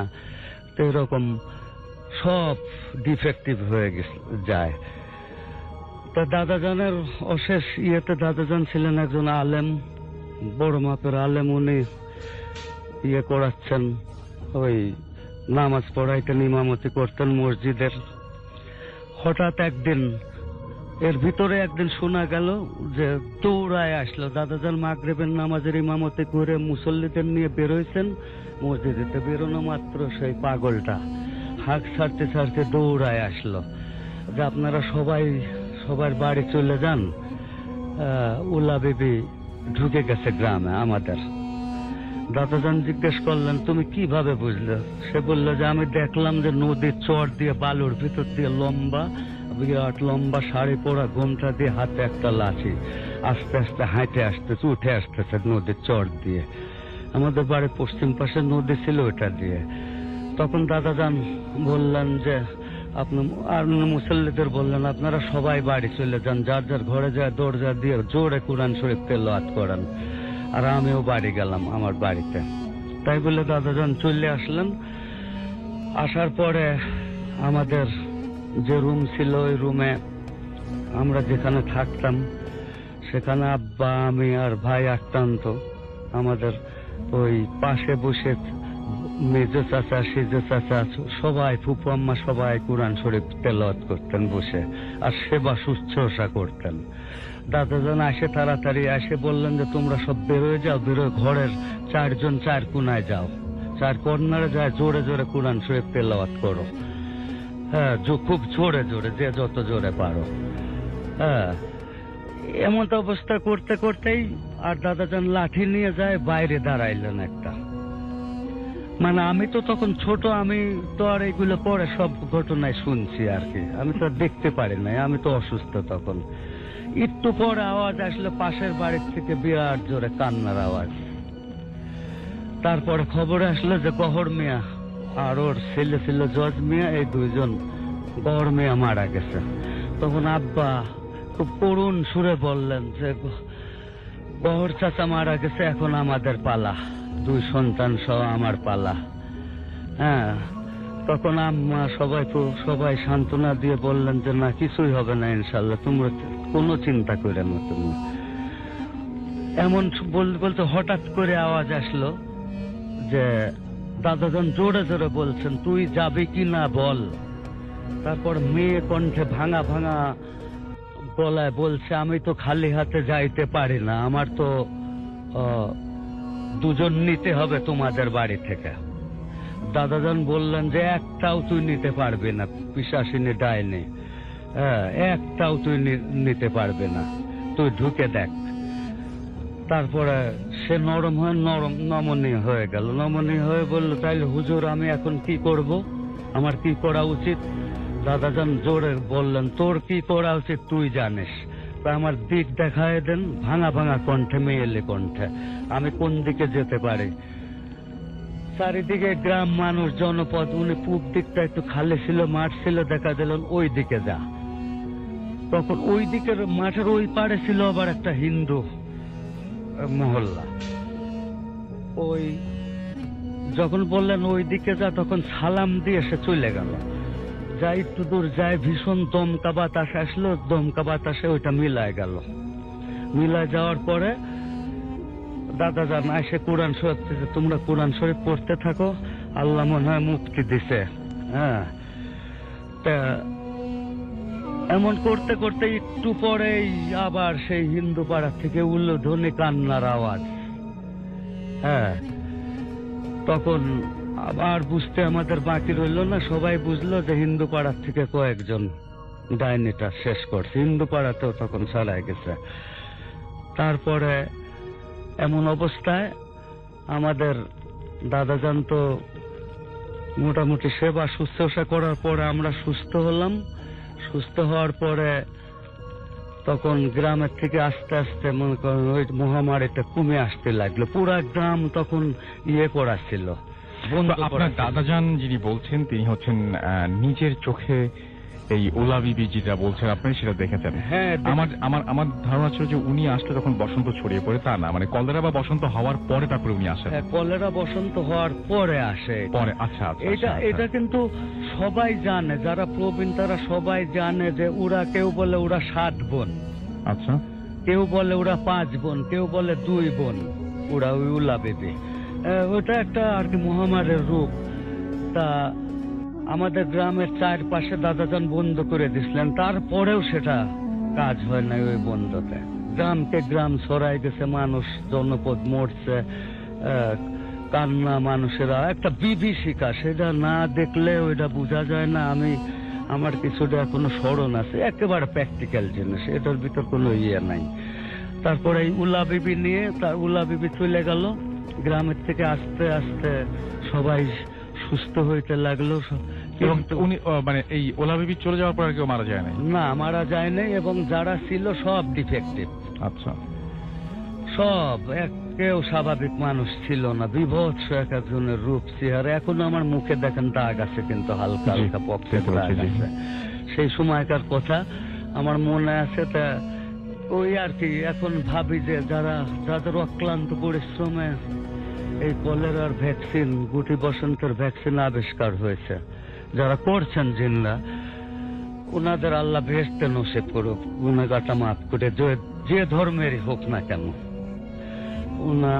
এইটুকুই আমার আজকে বলার ছিল এই উল্লা বিবিটা নিয়ে। কিন্তু উল্লা বিবি যে একটা ভয়ঙ্কর, এটা বই হয়েছে উল্লা বিবির উপরে, একটা অনেক উপন্যাসও হয়েছে। অনেক ধন্যবাদ আপনাকে। আমি মেহেদি হাসান, ঢাকা যাত্রাবাড়ি থেকে। তো ভাইয়া, আমি যেটা শেয়ার করবো আপনার সাথে সেটা হচ্ছে যে 2015 সালের ঘটনা। তো আমি এসএসসি পরীক্ষার পরে যে অবসর টাইমটা, যে রেজাল্ট দেওয়ার আগ পর্যন্ত যে অবসর টাইমটা, এই ঘটনাটা মানে এর মধ্যেই ঘটে। তো আমি হচ্ছে যে আপনার একদিন জুম্মার নামাজ, শুক্রবার জুম্মার নামাজ পড়তে গেছি মসজিদে। তো নামাজ পড়ে মসজিদ থেকে বের হচ্ছি। মসজিদের গেটের সামনে, স্বাভাবিক হচ্ছে যে ঢাকা শহরে মসজিদের বাহিরে জুম্মার নামাজে পড়া, শুক্রবার নামাজে পড়া অনেক লোক থাকে, অনেক ভিক্ষুক থাকে, ভিক্ষা চায়। তো আমার কাছ থেকে এরকম যে ভিক্ষুক আর কি, উনি হাত পেতে টাকা চাচ্ছেন যে ভাই আমাকে একটা টাকা দেন। তো আমার হাতে জানানো ছিল ডান হাতে, আর বাম হাতে আমি 2 টাকা নোটগুলো বের করে রাখছি। তো আমি ওই লোকটাকে আমার 2 টাকা নোট দিলাম তাকে। তো উনি 2 টাকার নোটটা আমার হাতে দিয়ে বললেন যে ভাইয়া আমি 1 টাকা চাইছি, আমাকে 1 টাকাই দেন। বলছি যে আমার কাছে তো 1 টাকা ভাঙতেই নেই। তো উনি বলতেছিল, পরে আমি বলছি যে ভাই আপনার কাছে 1 টাকা থাকলে ফেরত দেন আমাকে। বলতেছে না, আমার কাছে 1 টাকা নেই, আমি 1 টাকাই নেবো, আর আপনার কাছে 1 টাকা আসে আমি সেটা জানি। বলছি যে না, আমার কাছে নেই। উনি বলতেছে যে না, আমি জানি, আপনি ভালো করে খুঁজে দেখেন, আপনি মিথ্যা বলছেন, অবশ্যই আপনার কাছে 1 টাকা আসে। তো আমার যে মানি ব্যাগের মধ্যে 1 টাকা ছিল, সেটা আমি ক্লাস 10 যখন উঠি তখন আমি স্কুল যাওয়ার সময় রাস্তায় পাই, তো রাস্তায় আমি টাকাটা পাই, বাস আমার কাছে ছিল যে রাস্তায় যে কিছু পাইতাম, তো সেটা একটা স্বাভাবিক একটা অভ্যাস ছিল যে সেটা রেখে দিতাম নিজের কাছে। তো 1 টাকা আমি নানির কাছে রেখে দিচ্ছি। তো ভাইয়া উনি বলতেছে যে না আপনার কাছে 1 টাকা আছে, 1 টাকা আমাকে দেন। তুমি বলছি না আমার কাছে 1 টাকা নাই। তো উনি বলতেছে যে না আসলে ওটা আপনি দিতেই হবে। বলছি যে না ওইটা আমি দেবো না, বলছি দিতেই হবে। তো অনেকক্ষণ দৌড়াদৌড়ি করার পর আমি টাকাটা কিছু ভাবি নেই, ওর সাথে ফিল করি টাকাটা নিতেই। তো অনেক আমি মানে বাসা যখন যাই, তো বাসায় যখন 5-10 মিনিটের মধ্যে চিন্তা করতে থাকি সেই জিনিসটা কি হলো, যে উনি কি করে জানে যে আমার কাছে 1 টাকাই আসে, উনি শিওর হচ্ছে যে হ্যাঁ আমার কাছে আছে আর উনি ওটাই নেবে। তো ভাবছি বাট কিন্তু ওরকম ফিল বা কনসেপ্ট করিনি। তো আমি চিন্তা ভাবনা করলাম আমার আম্মুকে কথাটা শেয়ার করবো। তো প্রায় 10-15 মিনিট পর তো আমি যখন আম্মুকে বলতে গেলাম, আম্মুকে বলবো ডাকলাম, আম্মু বললাম যখন বল মানে শুরু করবো, তো তখনই আমি আমাদের ঘরে যে কলিং বেলটা আমি বাসের শব্দ শুনে গেলাম যে কলিং বেল বাজতেছে। তো আমি গেট খুলি, দৌড়ে যে আমি গেট খুললাম। কি বলবো বিশ্বাস করলাম, আমি যে লোকটাকে মসজিদের সামনে দেখছি, ওই লোকটা মানে ওই লোকটা আমার বাড়ির সামনে গেটের সামনে দাঁড়িয়ে আসে। উনি আমাকে যে 1 টাকা আমি ওনাকে দিয়েছি, ওই 1 টাকা আমাকে ফেরত দিয়ে গেলেন এবং বললেন যে টাকাটা রেখে দিই, কাজে লাগবে। তো উনি ওই কথাটা বললেন, বলে চলে গেলেন। কি থেকে নামতেছে, নিচে থেকে নামতেছে। তো আম্মু সবটাই দেখে বলছে যে ওই টাকাটা দিয়ে আসো লোকটাকে, বা লোকটাকে যদি টাকাটা না নেয় তো লোকটাকে নিয়ে ডেকে নিয়ে আসো, যে উনি কেন টাকাটা তুমি টাকাটা ফেরত কেন দিল, উনি তোমাকে কেন টাকাটা দিয়ে গেল। তো আমি দৌড়ে নিচে যাই।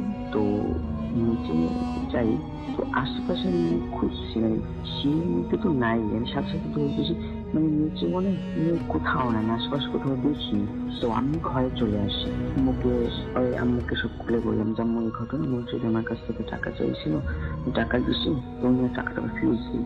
তো আম্মু ওটাকে মানে খুব গুরুতর হয়ে ভাবছে যে হয়তো কিছু হইতে পারে, সে হিসাব করে মানে হয়তো কোনো কুতুব বা অলি ধরে কিছু হইতে পারে। তো সেইটা চিন্তা ভাবনা করে এই টাকাটা আপনার আলমারিতে তুলে।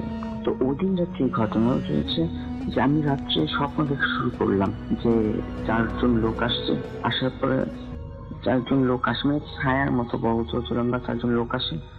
আসার পর আমাকে চোরামুষি অনেক জোরাজোরি করে নিয়ে যাওয়ার জন্য। তো এক পর্যায়ে উনি কাঁধে উঠান, তো কাঁধে করে নিয়ে এখন মানে রওনা হন, তারপর জোর করে কাঁধে নিয়ে রওনা হবে। তো তখনই ঘুমটা ভেঙে যায়। তো এরকম হচ্ছে ফজরের আগে দিয়েছে, ফজরের স্বপ্নগুলো দেখা শুরু করলাম। প্রায় 1 সপ্তাহ হয়ে গেল। তো 1 সপ্তাহ হয়ে যাওয়ার পর চিন্তা করলাম যে না এটা আসলে আর না বলে পারা যায় না, পরে আম্মুকে শেয়ার করবো বলে চিন্তা ভাবনা করলাম।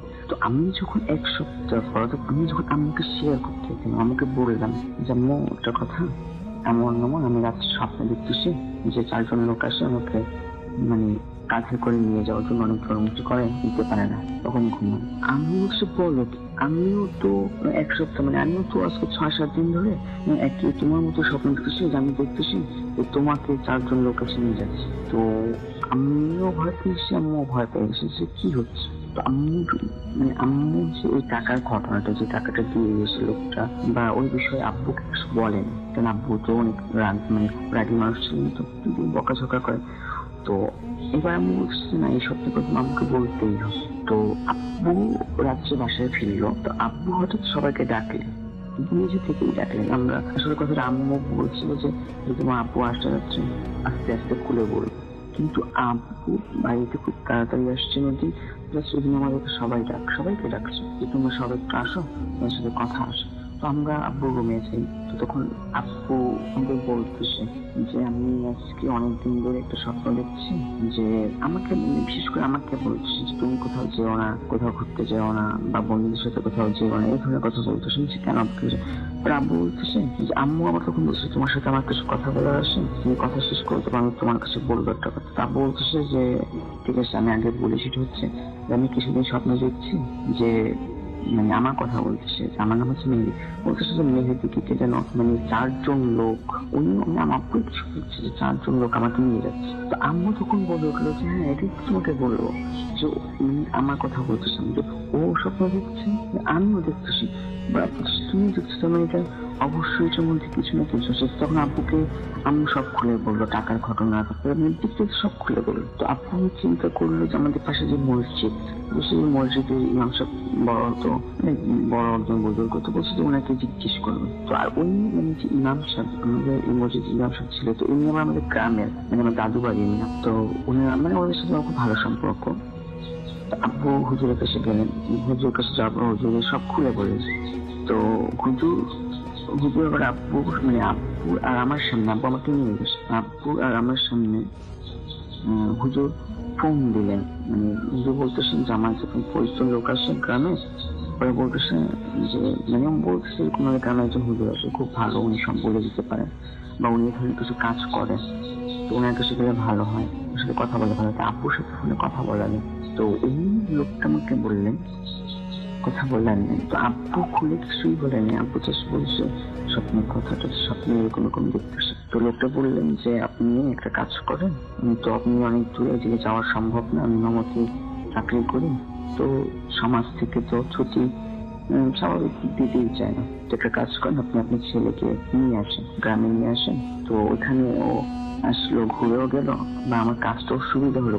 তো আব্বু কোনো চিন্তা করেন নাই, সেই কথা ওই কাজ আব্বু করলেন কি আমাদেরকে পরের দিন সকালে রওনা দিলেন। তো পরের দিন সকালে রওনা দিলে আমরা গ্রামে যাই।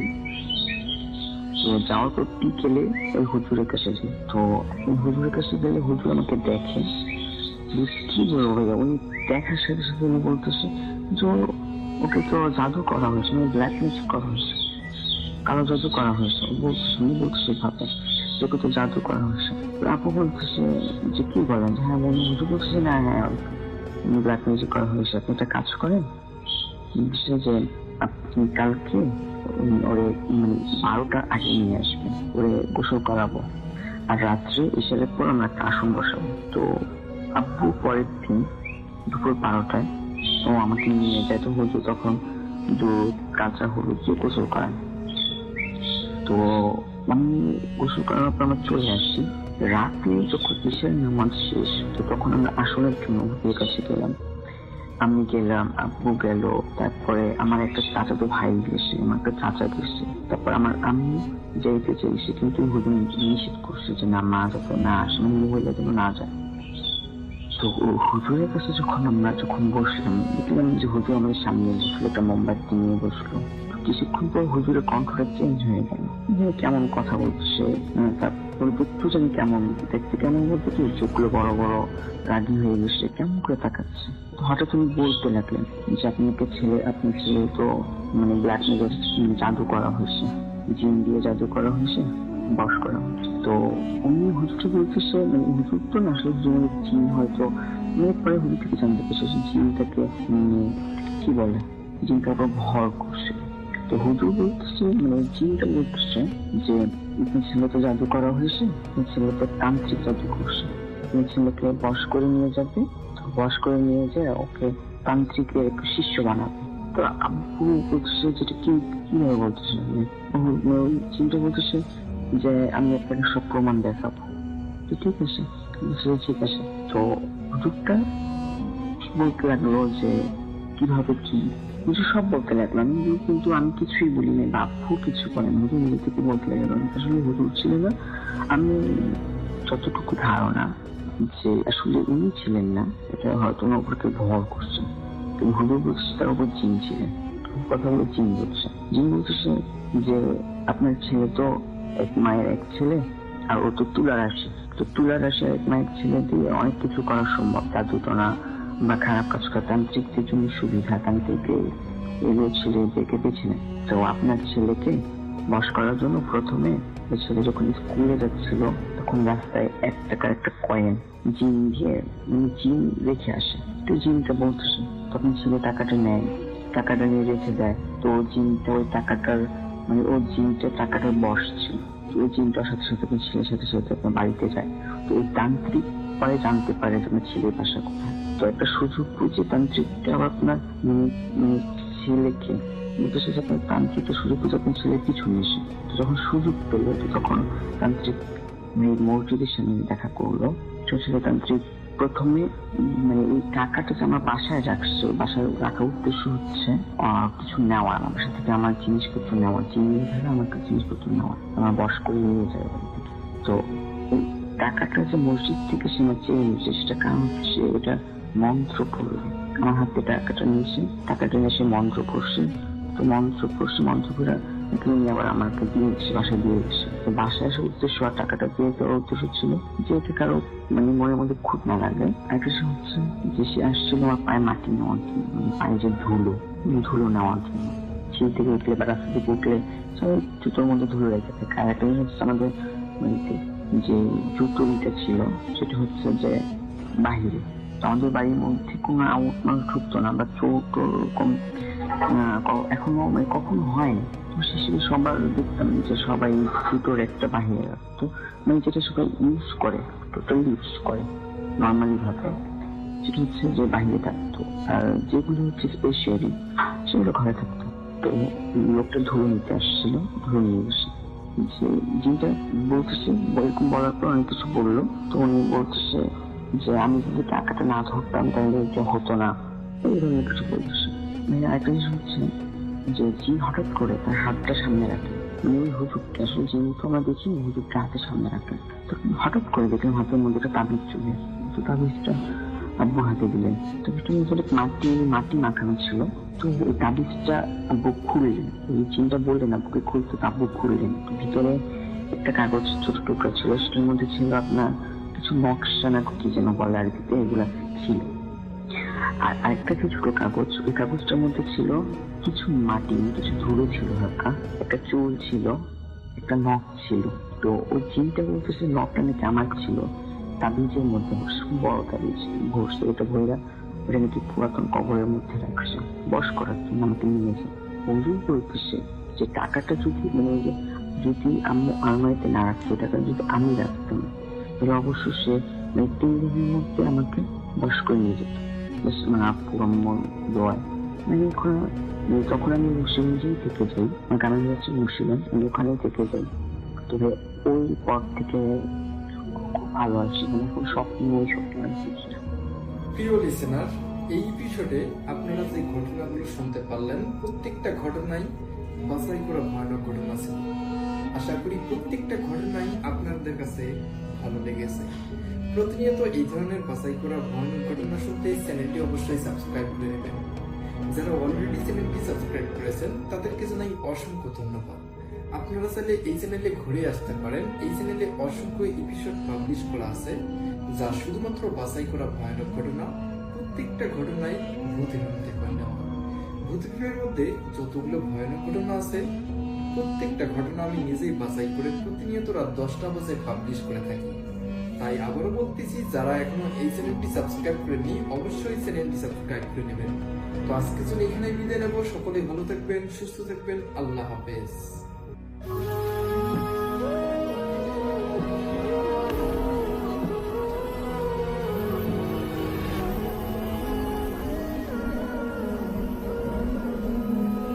আসসালামু আলাইকুম প্রিয় লিসেনার্স, আশা করছি আপনারা সবাই ভালো আছেন এবং বরাবরে ভালো দলে আছেন। প্রতিদিনের ন্যায় আজকেও চলে আসলাম আপনাদের মজার এপিসোড বলতে এফএমে। আশা করছি আজকে সম্পূর্ণ গল্প জুড়ে আপনারা সবাই সাথে থাকবেন। যারা আমাদের সাথে আছেন অবশ্যই কমেন্ট বক্সে করে আপনার কমেন্টটি করার চেষ্টা করবেন। তো আমরা আর কথা না বাড়িয়ে সর্বপ্রথম চলে যাচ্ছি আমাদের প্রথম ঘটনায়। প্রথম ঘটনাটি আমাদের লিখছে রাজবাবু, রাজশাহী থেকে। তো তিনি যেভাবে লিখছেন আমি সেভাবেই পড়ছি। তিনি লিখছেন, নওগাঁ শহরের একটা রাস্তা এই ঘটনাটি ঘটে তখন রাত প্রায় 2টা বাজে। এই ঘটনাটার স্বীকারোক্তি একজন সিএনজি চালক, তার নাম হাবিব তখন তার সিএনজি নিয়ে বাসায় ফিরছিলেন। সে হঠাৎ দেখল দুজন মধ্যবয়সী হুজুরের ধরনের ব্যক্তি এসে সিএনজি থামানোর জন্য অনুরোধ করছে। তা দেখে সে থামলো। একজন হুজুর তার সাথে কথা বলল, হুজুর ভাই, আমরা খুব বিপদে পড়ছি। আপনাদের যখন এরকম বললো তখন হাবিব তাদেরকে জিজ্ঞাসা করলো যে আপনার কি হয়েছে, আমরা কি জানতে পারি? তখন হুজুরদের মধ্যে একজন প্রশ্ন উত্তর দিল, সামনে আমাদের এক বন্ধুর লাশ নিয়ে দাঁড়িয়ে আছে, ওই লাশটা নিয়ে আমাদের সামনের গ্রামে যেতে হবে। তুমি কি আমাদের মানে পৌঁছে দিতে পারবে? হাবিব আসলে ছোট ছেলে কিছুক্ষণ ভাবলো, তার মাঝে ওনাদের জন্য দোয়া করা হলো। সে আবার কথা বলল। হাবিব বলল, আমি আপনাদের পৌঁছে দেব হুজুর। তারপর হুজুর বললো যে আসলে ধন্যবাদ, তোমাকে অনেক কিছু ধন্যবাদ, তুমি ব্যাপারটা বুঝতে পারছো, এটা অনেক কিছু বললো আর কি, বলে তাকে সান্ত্বনা দিল। এটা বলে দুজনে সিএনজিতে উঠে পড়লো। কিন্তু কিছু দূরে যেতেই হাবিব দেখলো আরেকজন হুজুর লাশ নিয়ে দাঁড়িয়ে আছে। লাশটি কাপড় দিয়ে পেঁচানো। হাবিব ওনার সামনে এসে সিএনজি থামালো। এরপর দুই হুজুর নামলো এবং হুজুরটির লাশ নিয়ে উঠলো। তারপর তারা হাবিবকে সিএনজি চালাতে বললো আর একজন হুজুর ওর সাথে কথা বলতে থাকলো। হুজুর, সামনের গ্রামে যেতে কতক্ষণ লাগবে? হাবিব বলল, প্রায় 40 মিনিটের মতো। হুজুর বলল, তুমি পিছনের দিকে চাইবে না, লাশের অবস্থা বেশি ভালো না, দেখলে ভয় পাবে। আচ্ছা হুজুর। তারপর হাবিব সিএনজি চালাতে শুরু করলো, কিন্তু সে লাশ দেখার আকর্ষণ অনুভব করলো, কিন্তু সে সাহস পেল না। এরপর 5 থেকে 6-7 মিনিটের সে এক অদ্ভুত বাজের শব্দ শুনতে পারলো। একজন অজানা ভয়ঙ্কর মানুষ তাকে গ্রাস করলো। সে তার মনের ভয়ে দূর করার জন্য সামনের লুকিং গ্লাস দিয়ে পিছনের দিকে তাকালো। যা কিছু দেখতে পারলো সে কখনো সে বলতে চায় না। তারপর তিনি বলছে যে আমরা কেউ কোনো একদিন ভাবতে পারি না যে সে দেখলো ওই 3 হুজুরের লাশটি ছিঁড়ে গিয়ে শুকুরের মতো খাচ্ছে, কেউ কলিজা, কেউ এরকম। কিন্তু আসলে সব কিছুর পরেও একটা জিনিস সবসময় থেকেই যাচ্ছে, সেটা হচ্ছে যে নওগাঁ জেলার এটা অনেক বিশাল একটা বড় কাহিনী। তো আমাদের এটা ছিল একটা গল্প। আমরা আরেকটা গল্প এখন পড়বো। একদিন বাবা মায়ের সঙ্গে আমার তুমুল ঝগড়া হয়। এর আগে কখনোই তাদের উপরে এমন রাগিনি। বাবা মা একমাত্র মেয়ে বলে কথা। তখন রাত 1:50 বাজে। শীতকালীন সময়ে হালকা কুয়াশা, বর্তমান সময় যেটা চলছে এই রকম একটা সময়। মনে মনে ভাবলাম, রাগ যখন করছি তখন আরেকটু বাড়িয়ে দেই। সেই দিন থেকেই আমি নিজেকে ঘর থেকে বের করে ফেললাম, রাস্তার দিকে হাঁটা দিলাম। গত 3 দিন ধরে আমাদের পাশের বাসার এক মেয়েকে খুঁজে পাওয়া যাচ্ছে না, কিন্তু তখন এসব নিয়ে আমার মাথা ব্যথা ছিল না। আমি ভূত পেতে বিশ্বাস করতাম না, কিন্তু সেদিন রাতটা আমার জন্য অনেক ভয়ঙ্কর হতে যাচ্ছিল, তা কল্পনা করিনি। রাস্তাটা ছিল একদম ফাঁকা, যেন একা আমি হাঁটছি শূন্যতায়। হঠাৎ মনে হলো কেউ একজন আমার পিছনে হাঁটছে। সাহস করে পিছনে তাকাতে পারলাম না, কিন্তু মুখের ভেতর অনেকগুলো সাহস একত্রিত করে পিছনের দিকে তাকালাম। কিন্তু সামনে হঠাৎ দেখতে পেলাম সাদা বোরকা পরা এক মেয়ে আমাকে ডাকছে। আমি অবাক হয়ে গেলাম, বুঝে উঠতে পারছিলাম না যে কি করব। আমি দুটো অদ্ভুত খারাপ খেয়াল করলাম। প্রথমত, মেয়েটার পা মাটি থেকে অন্যটির উপরে ভেসে আছে, তা স্পষ্ট বোঝা যাচ্ছিল। দ্বিতীয়, তার হাত আছে কিন্তু আঙ্গুলের বদলে গরুর পায়ের খুঁড়ের মতো দেখতে। আমি থমকে গেলাম। কিছু আগে সে ছিল 10 হাত দূরে, আর এখন সে 1 হাত দূরে। হঠাৎ করেই সে আমার উপর ঝাঁপিয়ে পড়লো। আমি মাটিতে পড়ে গেলাম। এরপর আর কিছু মনে নেই। যখন ডাক্তার ফিরল তখন আমি নিজের বিছানায় শুয়েছিলাম। মা বাবা যে আপনার মাথার কাছে বসে আছি, কিন্তু কী করলেন কি বুঝলাম না। কিন্তু আমি কিছুই বললাম না। আমি শুনলাম, রাগ করার রাস্তায় গিয়ে ঘুমিয়ে পড়েছিলাম। আমার বাবা মা দুজনে একই কোম্পানি কাজ করেন, ব্যবসায় পড়াশোনা করেন। সন্ধ্যায় তারা আবার অফিসে চলে আসেন। তা আমার সন্ধ্যায় কাটানো ঘুমেরও স্বভাব আছে, হালকা ঘুম ছিল কিন্তু হঠাৎ থেকে ঘুম নাই। তো সেই মেয়েটা মেঝেতে বসে আছে, তার মাথাটা আমার পায়ের উপর। আমি একদম কাট হয়ে গেলাম। আবছা আলোয় দেখে ওলাম মেয়েটির মুখ পরিবেশের কে পাশের বাসার হারিয়ে যাওয়া মেয়েটির মতো লাগে। তার চোখ যেন রক্ত গড়িয়ে গড়িয়ে পড়ছে। সে উঠে দাঁড়ালো, ধীরে ধীরে হাঁটতে লাগলো রাস্তায়।